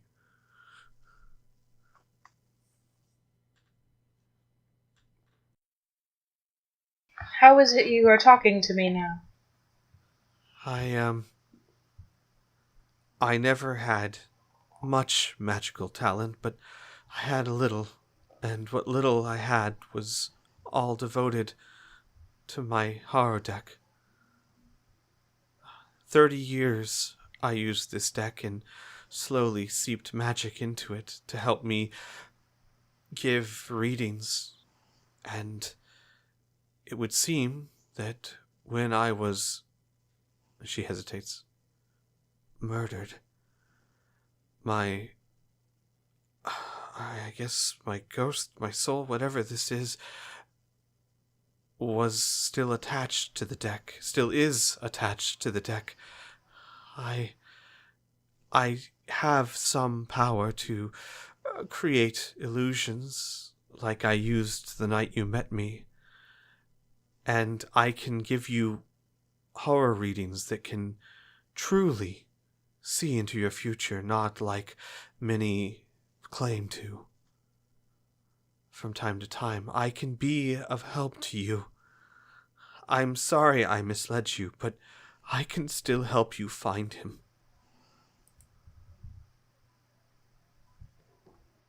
I'll accept help from anyone, living or dead, if you have information.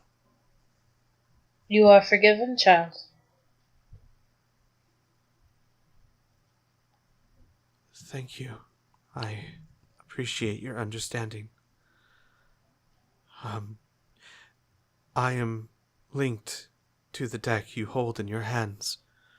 As long as you keep it with you, I will be with you. I see. And should trouble arise, and should your help be required, how do I reach you? Give me a second, and I will tell you. She says in a magical voice. I didn't realize you were so melodic. She sounds a lot more cheerful suddenly. Oh, for being dead, she's awfully happy. I'm trying to actually find the actual stats for it. Now I could be a total jerk here and say, what happens if we like separate the deck and give part of it to each of us and really complicate the issue? But I'm not going to do that. Make your life miserable. You just hear screaming in your mind. Let's see here. Sorry, guys. Bear with me. I will get you the information. But apparently, I'm having trouble finding the page. Where we just drunk shuffling the cards. She's only got 2 fingers and a thumb, alright? She does the best she can. I'm sorry, was that a little too close? You don't need 5 fingers to shuffle. I don't know how to shuffle any other way. Thanks. That's still better than I could ever do shuffling. Well, no, do you know what drunk shuffling is? Probably what I do. You just you throw them on the table and you mix them up with both hands. Yeah, that's drunk shuffling. Yeah, and then you slap them into a deck formation again. Yeah. Nice. You have to gently tap them until they're rectangular again. So here's basically, and I'll say this out of character, but she kind of gives you a description of what she can do. Anyone who holds the deck, Zelera can sense the world around the deck via sight and sound. The deck itself is considered an intelligent magical item. She being the intelligence of it. She can communicate with anyone who holds the deck via empathy. She can create a major image once per day, as what she's doing right now. Often doing so to generate an image of herself, manipulating the cards. In this manner, she can carry on conversations with other creatures in common or Varisian. She can also cast Identify for anyone who holds one of the cards of the deck to his or her forehead as a move action up to 3 times a day. So you can cast basically 3 Identify spells a day by using that horror deck. And Identify spells are used to identify magical items and effects that you don't know. Okay. Hang on one second. So, and she'll also tell you that her goal, her purpose now, more so than just catching Gideon, is to protect her city that she loves, that she spent her whole life in, Corvosa. And to this end, from time to time, and she'll let you know when she has the ability to do so, she can perform powerful horror readings, like the one that she did that night for you. These horror readings actually have the potential to give you glimpses of your past, present, and future.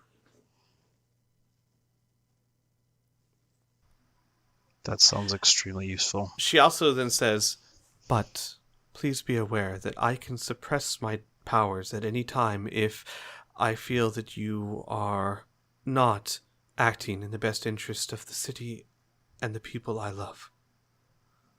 Understood. Child, your soul should not linger here so long. When your task is done, you should move on. There is unrest, evil. I can feel it. More than just revenge. There's something coming. I will stay until Corvosa, my home, is safe. Do you know that the king is dead? I've heard everything that has transpired while Muri has held my deck. I think that it is... particular thoughts on that? I think it is troubling, but honestly, I never really concerned myself with nobility. But I think what you're trying to do with the children is noble. Never really considered myself noble. Thanks, though. She'll nod, and she'll say, have we met? Weary will sigh. You have. He is cursed. I see. Even ghosts. Even ghosts. I apologize. I did not mean to offend. I simply have no memory of you. No, it's not your fault. You will likely be introduced to him many times. A powerful curse, indeed. Perhaps it is lucky I pick your cards. Yes, if it is true that I am fated to forget you, it might be best if you do not hold me. Indeed. That's perfectly fine with me. She nods, and she says, Then I grow weary and must rest. Yes, rest now, child, and we shall care for you. And with that, her image dissipates. And you are left in an abandoned house with broken furniture. Moiri straightens the cards neatly and puts them back in one of her pockets. Is there any of that, like, incense left? No, it was all illusion. Okay. Everything, the food, the drink, the tables, the incense, all illusion. Oh, that food I was a like to think satisfying that we illusion. were all just kind of standing around, like not even sitting at a table, just standing around, like Otto's making the motions of eating, but there's nothing actually there. You are so delicious spot air. on, yeah. Yeah, I figured. Until Moiri actually hands him food, and then he's like, "Oh, real food." Yeah. Actual cookies. Yeah, it should also be noted that the food you ate gave you the impression of being fulfilling, but it did not actually provide you any sustenance. So, like, it's like, That's why I was so hungry at breakfast. it's like Chinese food. You're hungry like an hour later, which is not true. I know. Are you I saying eat it all Chinese the food is an time. illusion? Huh? Are you saying Chinese food is an illusion? Yes. That's creepy. Get your money There back. is no lo mein. Aww. So yeah, you guys are in the abandoned house. What would you like to do now?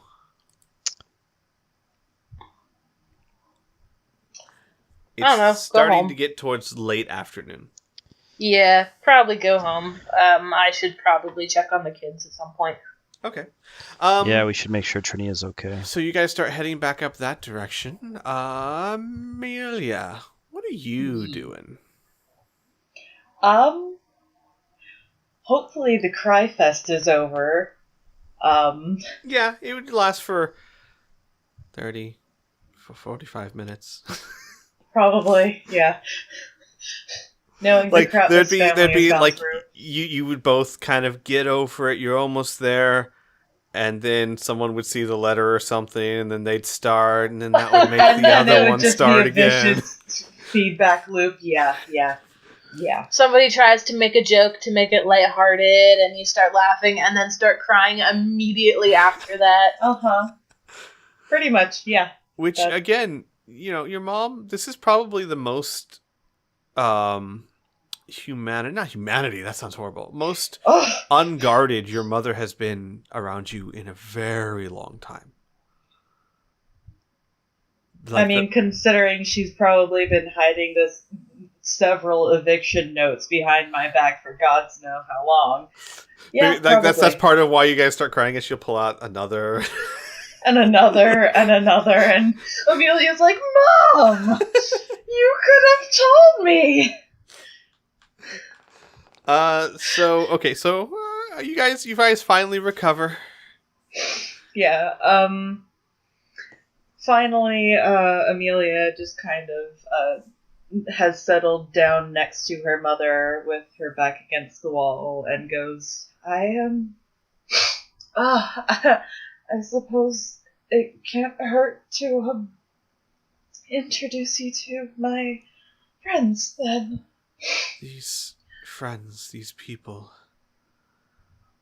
Daughter, I know you have trouble getting along with others. They're nice people? Amelia thinks on it for a moment and says, They really are, and incredibly unusual, but yes, they've been very kind. And it's almost like she's like really taking it in for the first time, like everything that's transpired and everything that's been said. Okay. She's quiet for a while. And, she says, well, it can't hurt. I mean, I don't have any other plans. I mean, I had no idea what I was gonna do. And she starts again. Oh, God. Yeah. But you kind of like dried out this time, so it's more like a little bit of sobbing and then recovering because you're all running on empty, but at this point, and then she goes, "The tear ducts just hurt at this point." And roll me a perception check, please. Oh boy.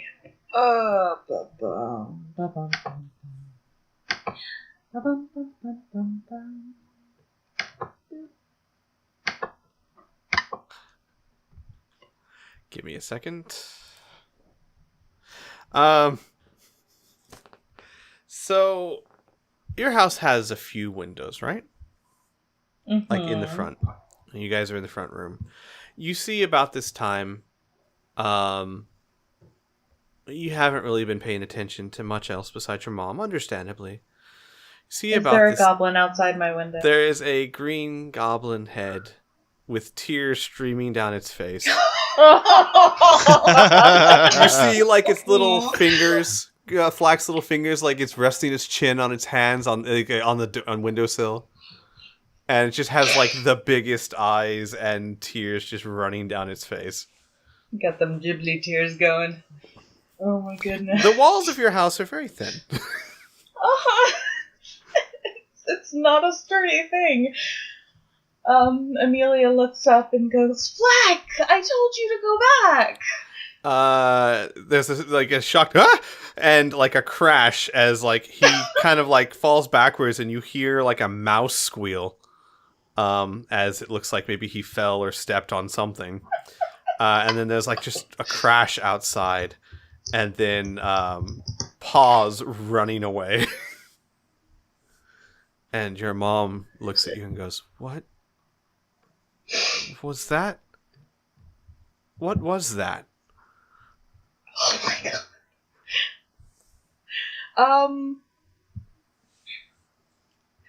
Amelia sighs and goes, "That was, one of my friends, I suppose." She just looks at you.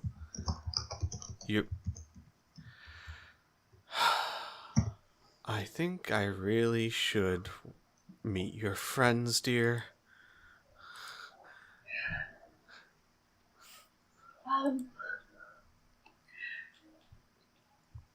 Because I know I've been crying a lot and my vision's not the best, but they looked...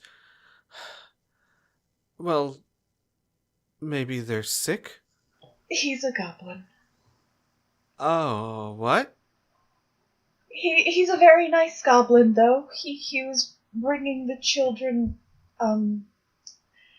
sweets. What? When we found it's a very long story. I'll tell you about it later, but let's just finish. God, what time is it right now? It's late afternoon. It's getting towards like the sun's beginning to start to touch the horizon. It's probably been it's probably around say 7 or 8 in the evening now. All right. So she'll turn to her mother and say, "Why don't we finish up the kitchen? Have something to eat, and we can maybe go after that, or maybe we should just go. We should just go in the morning." Of course, if you think that's best. Come on, let's there's food, at least. And you'll both go and make dinner.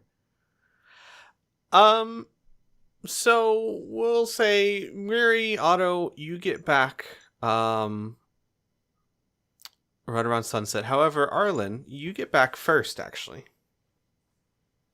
Oh, wow. Okay. Yeah, you're getting back right as the sun's dipping into the horizon. So yeah, it's still late summer, I think it's actually, I also have to make an amendment. I think I said somewhere like around October-ish. You guys are actually in like mid to late July is when this time period is. Okay. Liar!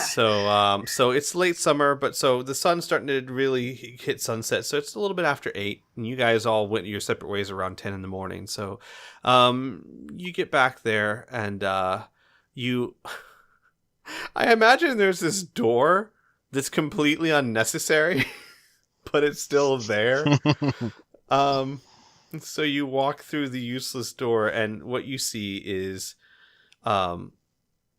the kids are gathered around in like a semicircle around Triana, who's sitting on the floor, cross-legged, with the head of Flack in her lap. Toby's over on a wall somewhere grooming himself. And you just hear, like, Flack is, like, bawling. And, like, all the children are listening intently. And Flack's just like, and then she pulled out another piece of paper. Flack doesn't know what paper means, but it's her crying again. Oh my god.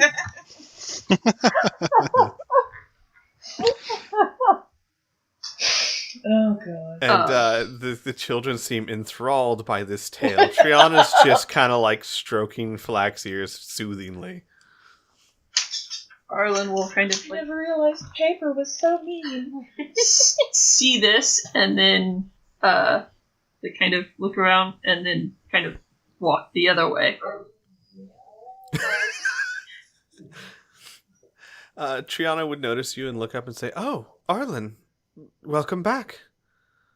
Oh, hi, Triana. Looks like, you guys were in the middle of a story time or something, so I was just gonna... Yeah, or something, yes. I was just gonna, go see if there was maybe some cloth or something I could use somewhere to make as a makeshift roof. But hopefully it won't rain or something. Well, do you need some help? I'm sure the children need some exercise. Sure. Let's we can make it into a scavenger hunt. Let's see if there's some kind of first person to find a big tarp or cloth or something will get and she kind of looks around and she's like, weren't there honey candies? Right? I think. So the first person who finds a tarp gets a candy. The children jump up and just start running every direction. A lot of them out of the house. No, come back. I mean, it has to be in the house. Too late. They are gone. Some hear you and stay, but many others are just gone. Triana kind of goes up to you she moves Flack off her lap gently and comes to you and she says, "Thank you. This is going to sound unkind, but they've been working every day, all day for 2 years, and this is the first day they've been able to rest all day. They are bouncing off the walls." She looks like about 10 years old. No, she looks like she's been having a tough day. Yeah, I could imagine that.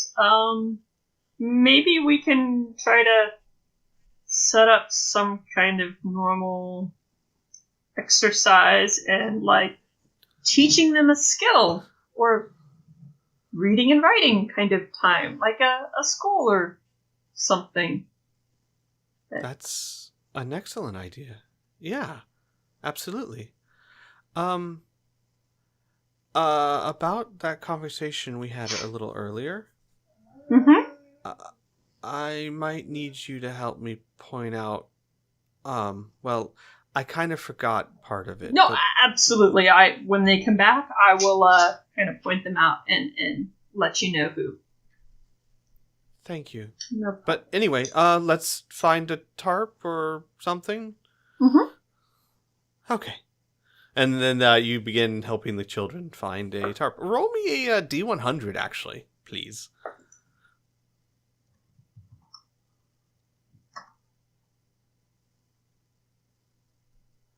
Arlen rolled a 32.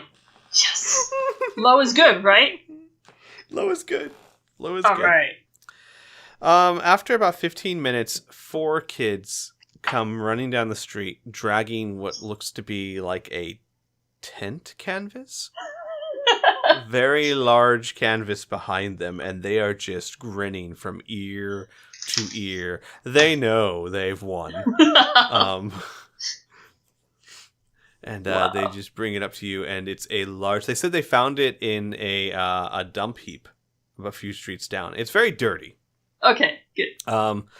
It's got garbage and things like that on it, but it's intact. There's not a single hole on it. It's just very old and frayed. That was going to be Arlen's first a question, was you didn't take this from anybody, right? So... No, it was in an alley somewhere under a bunch of trash. Sammy went running through it. Not Sammy. Sorry, my mind. I'm not good with names. The kid points to, like, they point to a little kid with a shock of red hair, and he's very small, and he's picking his nose at the moment. And he'll crawl through anything. Well, as long as you didn't get, stuck or damaged by anything. All right. So, I'm gonna do a cool little magic trick, but not really a magic trick. So, everybody stand back. Everyone stands back, and this is about the time that Muri and Otto come in. So you come in right around the time Arlen's saying, all right, everyone stand back. I'm gonna do a magic trick, but not really magic. So she pulls out her little prestidigitation kit, and sets her little tiny miniature robots to cleaning and mending the tarp. So. All right, so these tiny little robots, like, do you want to describe them? What do they look like? Tiny little devices. Yeah, they're all different size and shapes. There's one that's kind of like a little spider. It's got 6 legs, and then something cobbled together with... Spiders have 8 legs. Oh, yeah. Well, it only has 6, because I didn't have quite enough parts. Imagine kind of like Toy Story with the little cannibal toys in Skid's room, where it was like a pair of legs and like a fishing pole cobbled together, things like that. Got it. So, a little creepy, but got it. I mean, just little... Right. Robots made with so whatever bits and junk. And Otto runs into the room and says, "Back, everyone! More giant spiders! Don't worry, I'll take care of it." And Arlen's like, "No, wait, no! They're not real. They're just robots, And like picks one up and like winds it up, and is like, "See, it's my little like brush cleaning robot." And picks one, winds it up, and it's got like a little spinning brush that just sets it down and just runs over the tarp and like brushes up dirt and stuff like that. And the little spider one with all the legs, it's actually like using its different legs to sew up a little hole. Yeah. Wow, that's really interesting. Not magic? No. It's not magic. It's just mechanics and gears and little... you're a blacksmith. I'm sure you've seen little like animatronic, clockwork type items. We didn't make clocks. But we just made armor. But you've seen... I've never seen anything like this. Okay. Well, that just means you're boring. But I promise not to kill your giant pet Please don't spiders. step on him. Probably. Thank you. All right. It takes about 15-20 minutes, and the tarp is almost looking brand new. Very cleaned. You find that the fabric itself is frayed a bit, but with the repairs and the cleaning, it's very serviceable. It's a dull beige color. Well, that won't do. And Arlen kind of looks around and asks, "Is Murray back? Is there any like paints or dyes or something? We've got to paint this. You know, make it fun." Anybody? Where you are back. You're at the orphanage, love. Okay. She's talking to you. Is there any, like, I don't know, black potatoes that we can use for dye and some, I'm sure we could get some beets? Well, like, what would you use? Like, black potatoes for, like, a purple dye and beets for a red dye and, You got any Sharpies? indigo for blue. Yeah. You know. She's looking at you with this blank look on her face, like... Any kind of coloring stuff make it look fun? A charcoal, have the kids draw, like...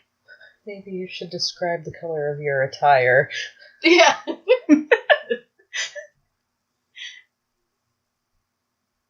So... There continues to be, like, no... Like... There's no expression on her face. Given that half of it is covered in fluff, I mean. Can we make it metal colored? How would we make it metal colored? You're the magician. You tell me. I'm not a magician. This entire time, Triana is standing behind Arlen with her arms crossed, just tapping her foot. I was waiting for that. And Arlen kind of talks to the kids and is like, "There's somebody behind me, isn't there?" Yes. Do I want to know who it is? Yes. Am I probably going to be in... No. Am I probably going to be in trouble? I feel like I'm going to be in trouble. You just hear one voice. Yeah. Let's just ignore the artist in the room and ask the cook. Trina says with a mischievous grin on her face. See, Is anybody here an artist? Anybody at all? Mary sort of drift towards the kitchen almost protectively, like, and just sort of stations herself over where you know the vegetables are.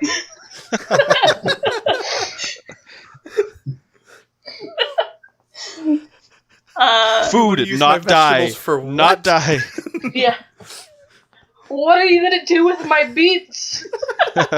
You savage. well, that's where the red dye comes from, right?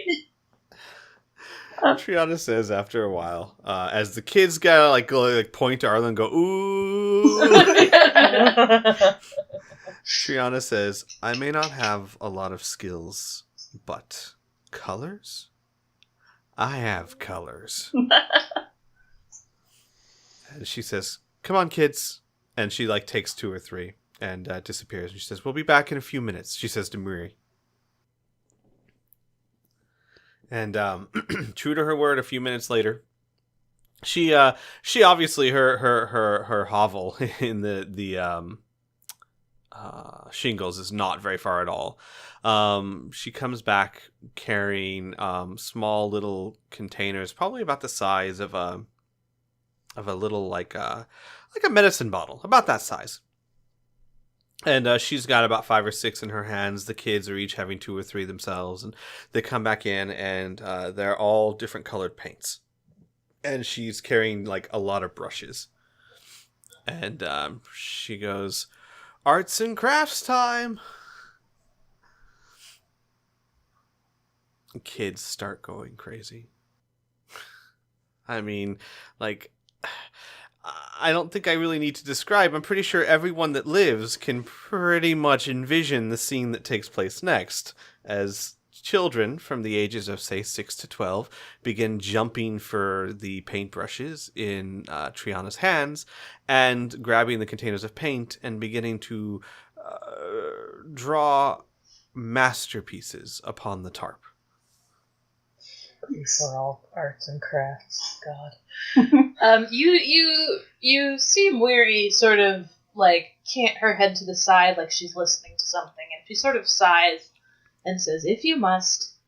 And the huge stone beehive just sort of erupts to life, as bees come pouring out, and they are fascinated with the paint. And you start to get multicolored bees as they're like walking through it, and their tiny little bee footprints are just kind of all over everything. Very cool. Congratulations, everyone. In just a few sessions, we have gone from killing dangerous criminals to bees painting a circus tarp. Yep. Yeah. Yay! We did it. We won we the finally, internet. we finally set the tone for this Yeah. podcast.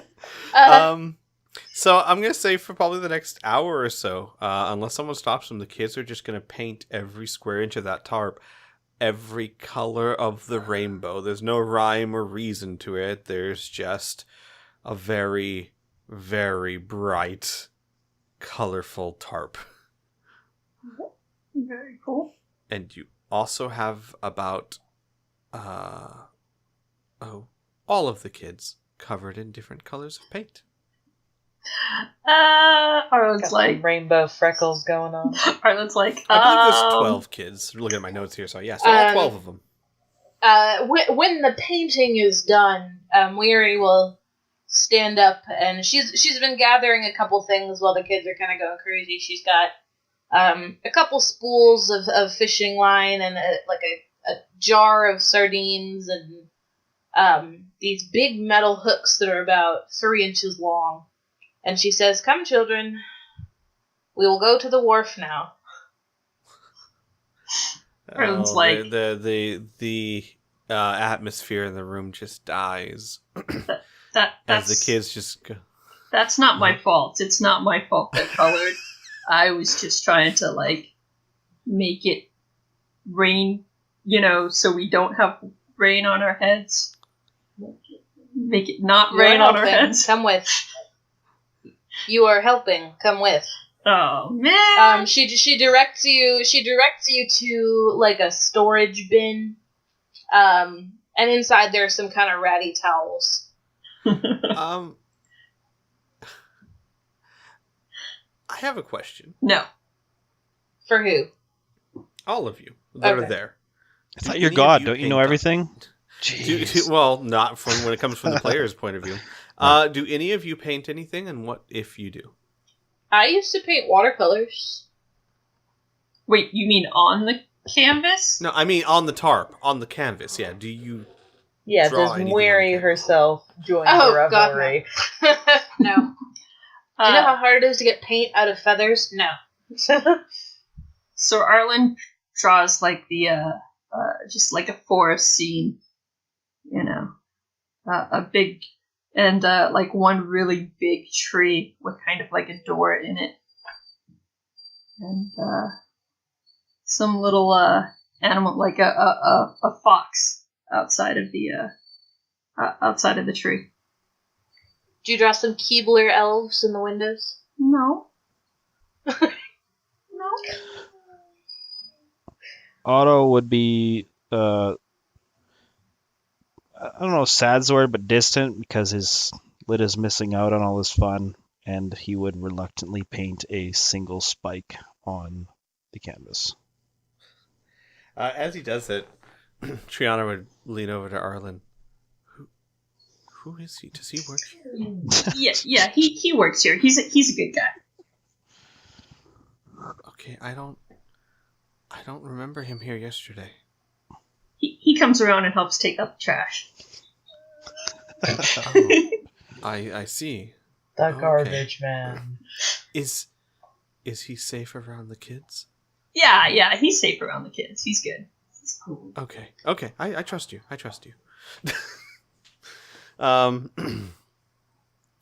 I'm just gonna hang up a picture. My name on it. Miri, do you paint anything on it? No, she's busy. She's grabbing a bunch of stuff, including a big washboard and a tub. Though I suppose, in a way, though, there are lots of little tiny bee feet prints. Everywhere. Yeah, but that was all the Impressionist bee painters. Yeah. Oh god, can you imagine what the beehive is gonna look like now? They're taking a bath too. Bees don't take baths. Yes, they Wait, do. Are we gonna have multicolored honey? Because that sounds awesome. You can actually. There was sort of a mystery blue honey that popped out of one beehive, and there's in the real world, and the farmers were like, "What the hell is going on?" It turns out some of the waste sugar from an M&M plant had some of the dye in it, and the bees were taking that and making honey out of it. So you can look up blue honey, and that's a real thing that happened. It would have been incredibly expensive, but Flack ate it all. Yeah.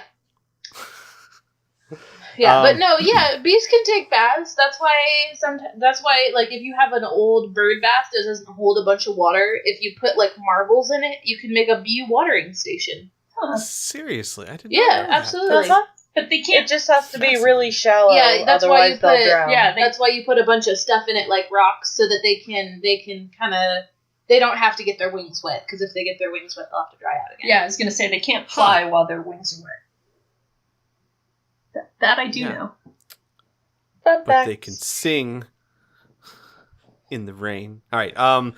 So, with that, Arlen, Miri, and Miri marched a line of now somewhat grumpy kids. Yeah, to she's get assigned. baths. She's assigned. Arlen gets the washboard. Otto gets the fish hooks and the jar of sardines, and Moiri will lead the procession of children up here. Okay. Are the fish hooks and sardines for fishing? I can't imagine they're for the bathing process, right? No, they're for that's why she gave them to Otto. I was just like, I'm like trying to imagine what stage of bathing involves sardines and fish hooks. That was a mistake. Just saying, but So we hook the kids. No, Otto's it's like, nighttime. one for me, It's one for nighttime, you. So it's time for One for eel me, one fishing, for which you. is going to be dinner. one for me, one All for right. you. So Otto, roll me a profession fisherman check. Oh boy. Well, that's where your You next don't skill happen to point have could go that? into that. Well- no, I don't happen to have that. I guess that means it's just a straight D20. Oh god. I can't believe you don't have profession fisherman. Doesn't everyone? Well, Wait, can he use blacksmith? It says wisdom is a profession falls under wisdom. Yes. So you would be D20 plus your wisdom modifier. You're correct. That's pretty bad. I rolled a 9. Does anyone else want to try and fish? I can't help you. I'm not there. Arlen can try, but I'm sure it's not going to be much better. Yeah, it's a hand reel, so it's Okay. not like. Otto says, "Look, I'm having no luck at this," and he passes the fishing rod to Arlen and casts guidance on her because he's really hungry. What does guidance do? You say Plus plus two. 1. Plus Plus 1. one. Yeah, sorry, plus 1. No, it can be a +2 if God wants it Yeah. to be. Nope. Oh boy. Aww, What's your she wisdom doesn't modifier? even He, worry. he uses 1. a 2-hand guidance. That's plus 2. Okay, so that's a 7. Yeah. Can we hand it to Man, the kids? y'all are having. It's not that hard. Who picked Give this me a fishing second. spot? You know, Give me a second. I wonder if it's because of all the kids around here. Perhaps we should move away from the children and the colorful dye. That might help. All right. No one does great, but you guys catch a few small fish, not enough really for a full-on meal. However, Toby and Flack try their hands at it. Toby just running around the shallows trying to catch fish. Flack, not much different. Together, you guys managed to scrape together. It's not enough for a good meal, but Miri, if you add it with vegetables and other stuff, it'll make a nice part of a meal for everyone. Yeah, she's got some other stuff. It's just that fish doesn't keep. So what she gave you yesterday was all the protein she had. Right. So basically, what they catch are between minnows and maybe hand-sized trouts. Very small fish, but a few of them. Probably a good, dozen to 15 of them. We were going for eel, but okay, we'll make do with this. No one knew. Well, yeah, it's evening. That's what you fish for eel. Well, if I'd have known we were fishing time. for eel, I would have used my different technique. Yeah. I just didn't know. You would have specifically asked the eel. That's right. You would have floated. You would have floated the hook a differently. little sign on it that says eels only. You got to wiggle your hook in a certain way to catch the eels. So you guys, the kids washed the fish caught. You guys head back and have dinner. I assume at some point you would put the tarp up as well. The tarp is big enough to cover the other half that's missing the roof. So at the very least now, while you may not have walls, you at least don't have to worry about the weather. It's not that bad. It's really the second floor that starts to really not have walls and a floor. However, you do still see off in the city as night grows. You can see the glows of several fires off in the distance, and you can hear the distant hum of people, as it's clear that, at least in some parts of the town, the tension has devolved into full-on rioting. No one near you exactly. Seems to be more off of Old Corvosa and in the main city, but it's hard to ignore, especially at night when the glows of the fire can be seen. With that, you guys have a decent dinner, all things told. Bed the kids down for a night. The kids actually spent much of the day making hammocks for them to sleep in. Triana mentions that they were very good at it, said that that's what they used back in Gadrian's fishery. However, these are much cleaner, and many of the blankets that were brought over and that Miri already had have now been turned into fairly comfortable and functional hammocks for the kids.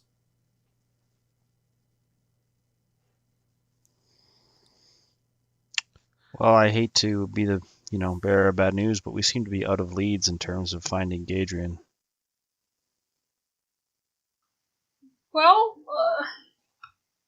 that might not exactly be true. I was looking over some of the different stuff we had, and I mean, we do have the Queen's brooch. We also have a ring, a silver ring that says for Emma. Maybe the Chilaxian coat of arms, maybe something like this. One of these could kind of help. It's a long shot, but it's what we have. The Emma's a long shot. I doubt we can get an audience with the Queen, but maybe we can get into the castle somehow and find out somebody who does. By the way, Arlen. Yes? Do you have any idea why you remember me?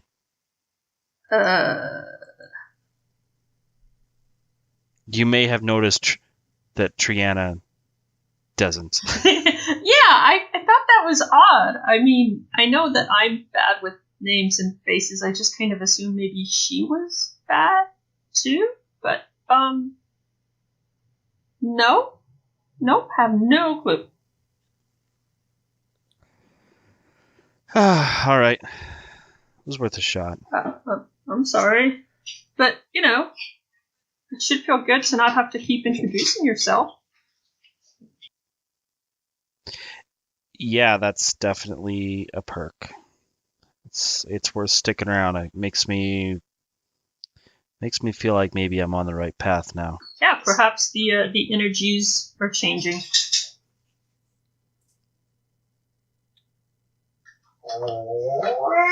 So, Toby says in the background. Wow, that's a really realistic sounding rat sound. I know. It's a big dire rat. You know, it's definitely a large enough animal that you could ride it, and people have tried. Actually, oh my god, most people listening and watching this won't know, but Galen's a really good size comparison for Toby. Oh yeah. You just need a goblin to put on his back. Yeah. That can be their Halloween next costume. Halloween costume. Well, you know, when I first met my wife, she's a little bit shorter than me, and Galen always like walks under my legs and stuff. And first time she tried to do that with my wife, didn't quite work, and she ended up riding Galen for a few. Sister dear, are you calling my favorite sister-in-law a goblin? No. I just want to be Not clear goblin, here. just goblin size. There's a difference. I did not say anything like such as that. I just want this to be for the record, Tabashi, if you're listening. I think you're beautiful. And my favorite sister-in-law. Do you have any other sisters-in-law? Yes. Oh. Wait. No? Wait. Yes. Well. Yes. I see you've given this a lot of Common thought. Common law. There we go. That's why I was so confused. Sure. We'll say common law. So anyway, and with that, the night passes fairly uneventfully. Oh, I will say this, Miri. As they were discussing leads and all that, you would hear a voice in your mind that is very familiar at this point, the voice of Zelera, say, "If Gadrian had that brooch, it must be for a reason. There's no way that the Queen would lose such a thing to petty theft." Would you prefer your presence known?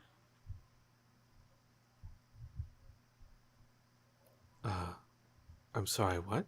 I said, would you prefer your presence known? Oh.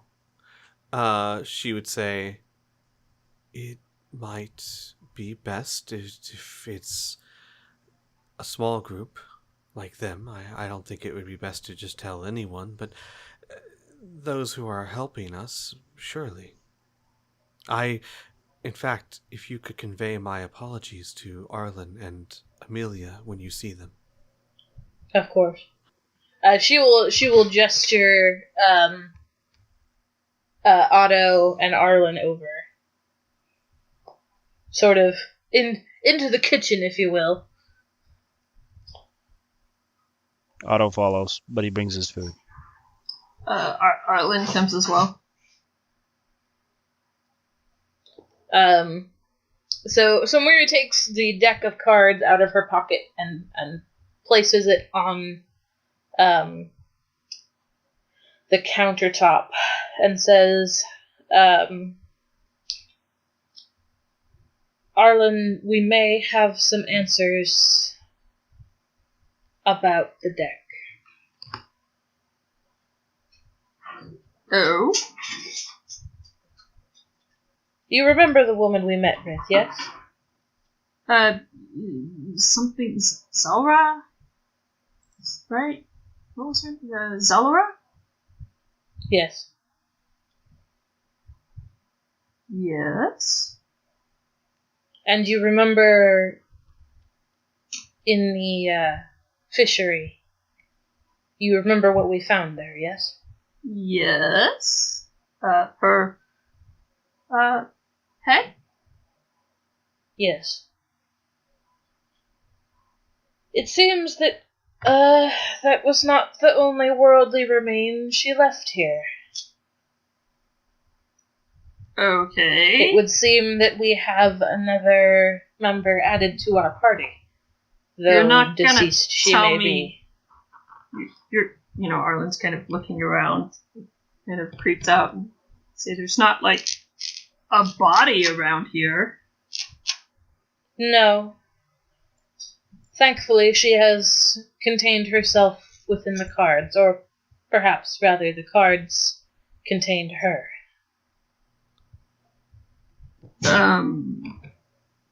Okay. Miri, you hear a voice in your head. Give her the deck for a moment. I will apologize for myself. As you wish. She hands the deck to Arlen. Arlen kind of takes it and looks at it and kind of looks at you incredulously like, what am I supposed to do with this? You hear a familiar voice inside your mind say, Arlen, I wanted to apologize for the misleading way I brought you together. I am sorry.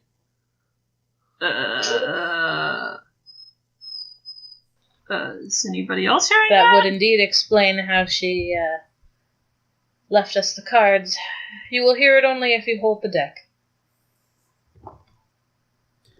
I can communicate to anyone who holds my cards, and I can aid you in your search for justice. Okay. That seems,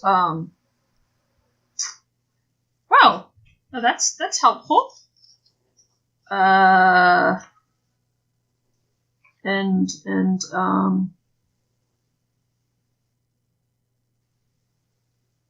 you,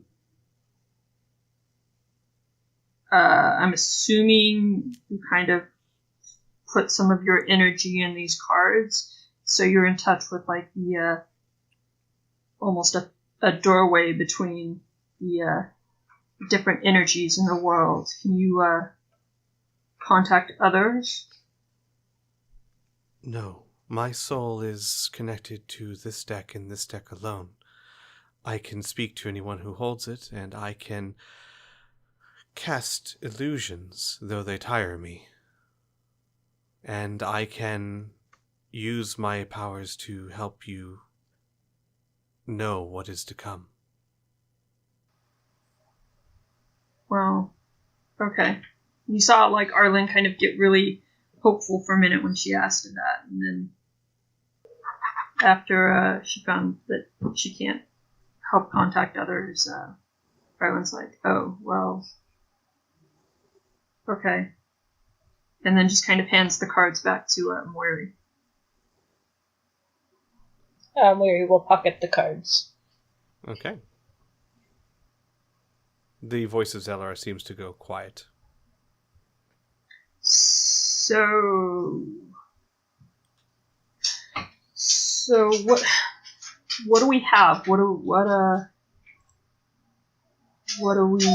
we have any tools, tips, leads on our path for, well, I guess According to Zellara, justice? the brooch we found in the fishery should not, for all intents and purposes, have been there.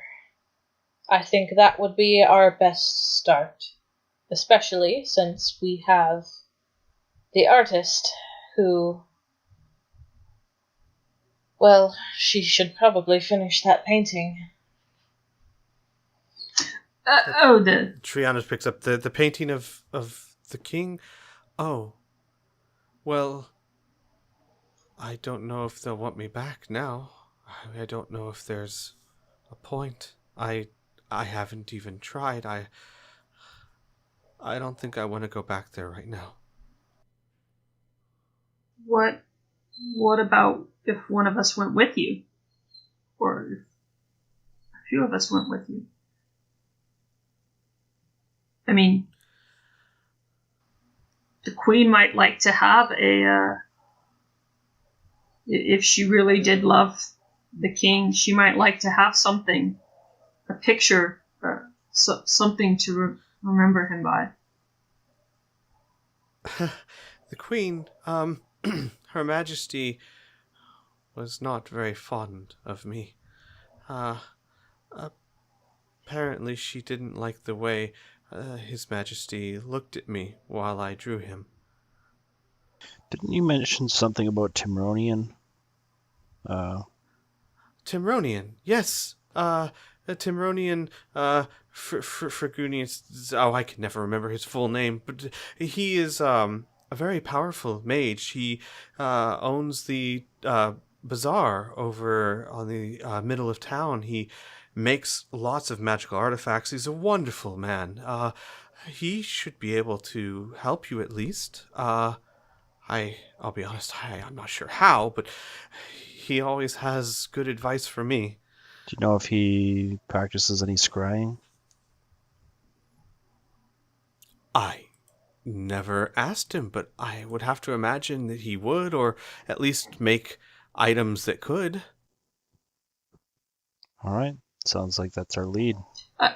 I'm showing you guys, by the way, a picture of the brooch. I'm sure if nothing else, we could unload some of this other stuff on him. You can call it crap. It's okay. Oh, he's always willing to buy stuff. That's true. Yeah, exchange it for money or other things.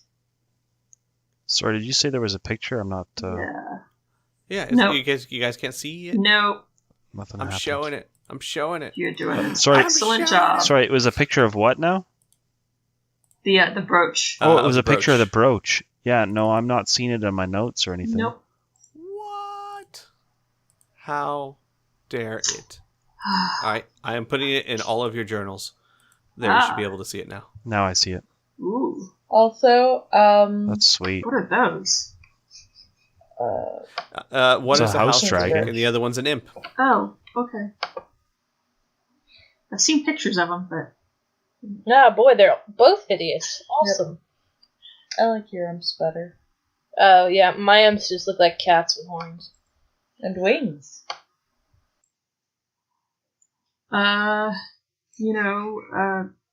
maybe also Amelia can help us with the ledger.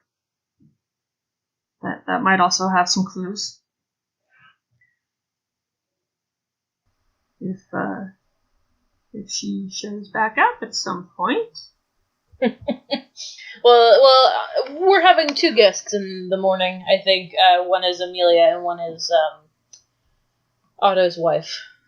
Anna? Yes, Amelia Anna. did say she would come back next morning. Yeah. Real quick, I know that everyone was super tired by the end of last session, but Amelia did mention that the ledger was pretty useless, but, she didn't actually say what was in it. So, Yeah, you guys, so out of character, or giving you a bit of a refresher, you guys, she told you that it wasn't going to help you much with Gadrian. However, there was enough in there to help guards with other things that Gadrian has done in the past that it might be worth giving it to him for a reward or for help or for something. Basically, there's a lot of old crimes in there that won't help you for the current time, but there's a lot of crap in that So maybe book. some cold cases that might get resolved or some shit. Things There's of that also nature, the yeah. shiver that we need to hand over. Yeah. And of course, I'm not here for that. It might be wise to send Otto to do that, since they'll just forget him. Absolutely. The other thing we haven't really mentioned or talked about is how much the kids might know. They might know where Gadrian spends some of his time, or somebody who could lead us to somebody who could lead us to him. Snatches of conversations. Yeah. If you guys want to attempt that, we can handle it more narratively. I would need someone to roll me a diplomacy check. Weird. 1, 2, 3, not it. Not it. You I'll could do do it. intimidation check. I just assumed I'm- you weren't going to go Why that would I direction. want to? Arlen will do it. Whoever's- Arlen will do a diplomacy check. Enhanced diplomacy in Ireland. All right. So Man, Nice. you are really getting your mileage out of that, aren't you, Otto? Yeah, no kidding. she rolls 24 Oh, wow. plus the enhanced diplomacy. 26. So Arlen rolls a 26. Damn. Wow. Arlen knows how to talk. You're able...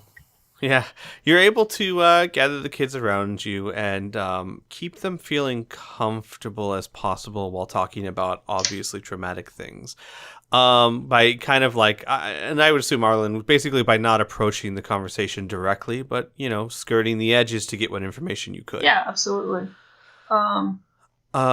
Just trying to talk Mhm. to them, like what their typical day was like, who else they saw, what other adults were around them, who was in charge, Mm-hmm. where they were, where they make you go, stuff like that. Right. Give me a second here. They don't know much about Gadrian. They know who he was. They were terrified of him more than almost anyone else. But they hadn't seen him in over a month, and they were all very, very happy about that. There is one thing though. One of the kids mentions that oh gosh, where is it? They remember hearing a name, and I can't find it for the life of me. It's at the tip of my tongue, man. Unprepared GM. Okay.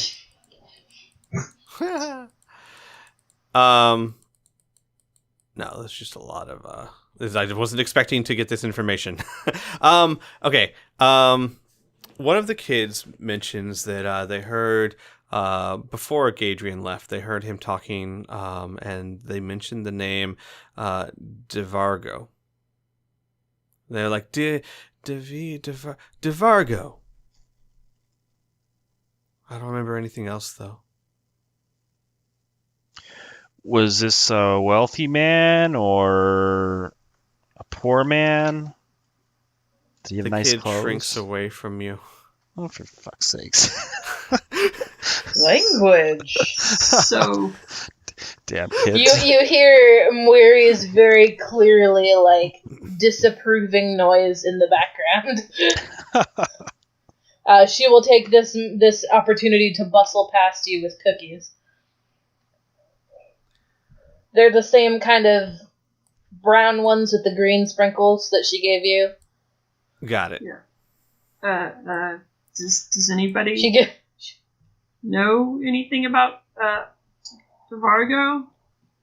Was it a name that any of us would have heard? Sure, everyone roll me a knowledge local check, please. Everyone but me. 14. Actually, everybody has knowledge. Oh wait, never mind. Yeah, everyone does. But that's I know, not. but I'm she's not not here. there. Whoa. Muri rolled a 3. That's nice. Arlen rolled a 21. 21. And Otto rolled a 14. Hey man, I've had my ups and downs today. All right, like Yeah, you have. 20s Little up, interspersed little bit with down. like below 5s. No, unfortunately, the name doesn't ring a bell. If he is someone of some importance, it wouldn't be someone that you have rubbed shoulders with or heard of. Arlen, you do know for sure, not nobility. Yeah. Not nobility or anyone like truly important in the city. So that name doesn't quite ring a bell. With a Maybe- 21? Yep. Maybe the city Dang. guards would know. I mean, maybe whoever hands over the ledger could kind of casually mention it. All eyes turn to Otto. Yeah. You are aware that my diplomacy is not the best. Yeah, But- but even if you fudge it, they won't remember you. Okay. Yeah, I will. And you can try again later, once you've Actually- run away from them. Well, out of character, actually. I think I can try again right away. Damn it, I should have used this when I was dealing with Anna. I have this, like, memory lapse spell. Yeah, you do. Because it lets me to retry diplomacy, intimidate, or oppose skill check. Yeah, you do. I totally forgot about that. So but is this I'll- something I'll- you could do a take 20 on? Just Since you could have unlimited Nope. time? No, Nope. I only could do it once. Oh, okay. Yep. Darn. Yeah, because unfortunately, if that was the case, then anytime anyone's not in danger, they could just try over. Yeah, just do and it forever. over. Yeah. So, All right. all right. Timronian might also know the guy. That's possible. Very possible. We might also be able to find some other shop owners who aren't quite so upstanding as Timronian. You might have heard There's them. plenty of those in Corvo. Forge into the underworld Yeah. of Corvosa. Well, boys and girls, that's all we have for you today. Join us next time when we discover if Otto's wife, Anna, will really come to work at the orphanage, or did she just take the money and run? Will Triana ever forgive Arlen for forgetting that she was an artist? Will the bees ever be recognized for the true artistic geniuses that they really are? And what the heck was Arlen doing this whole time? 'Cause she sure wasn't babysitting. Please feel free to leave us some comments or feedback, or even questions for the players, either in the comment section below, or email them to us at curseofthect@gmail.com. We look forward to seeing you again soon. Take care.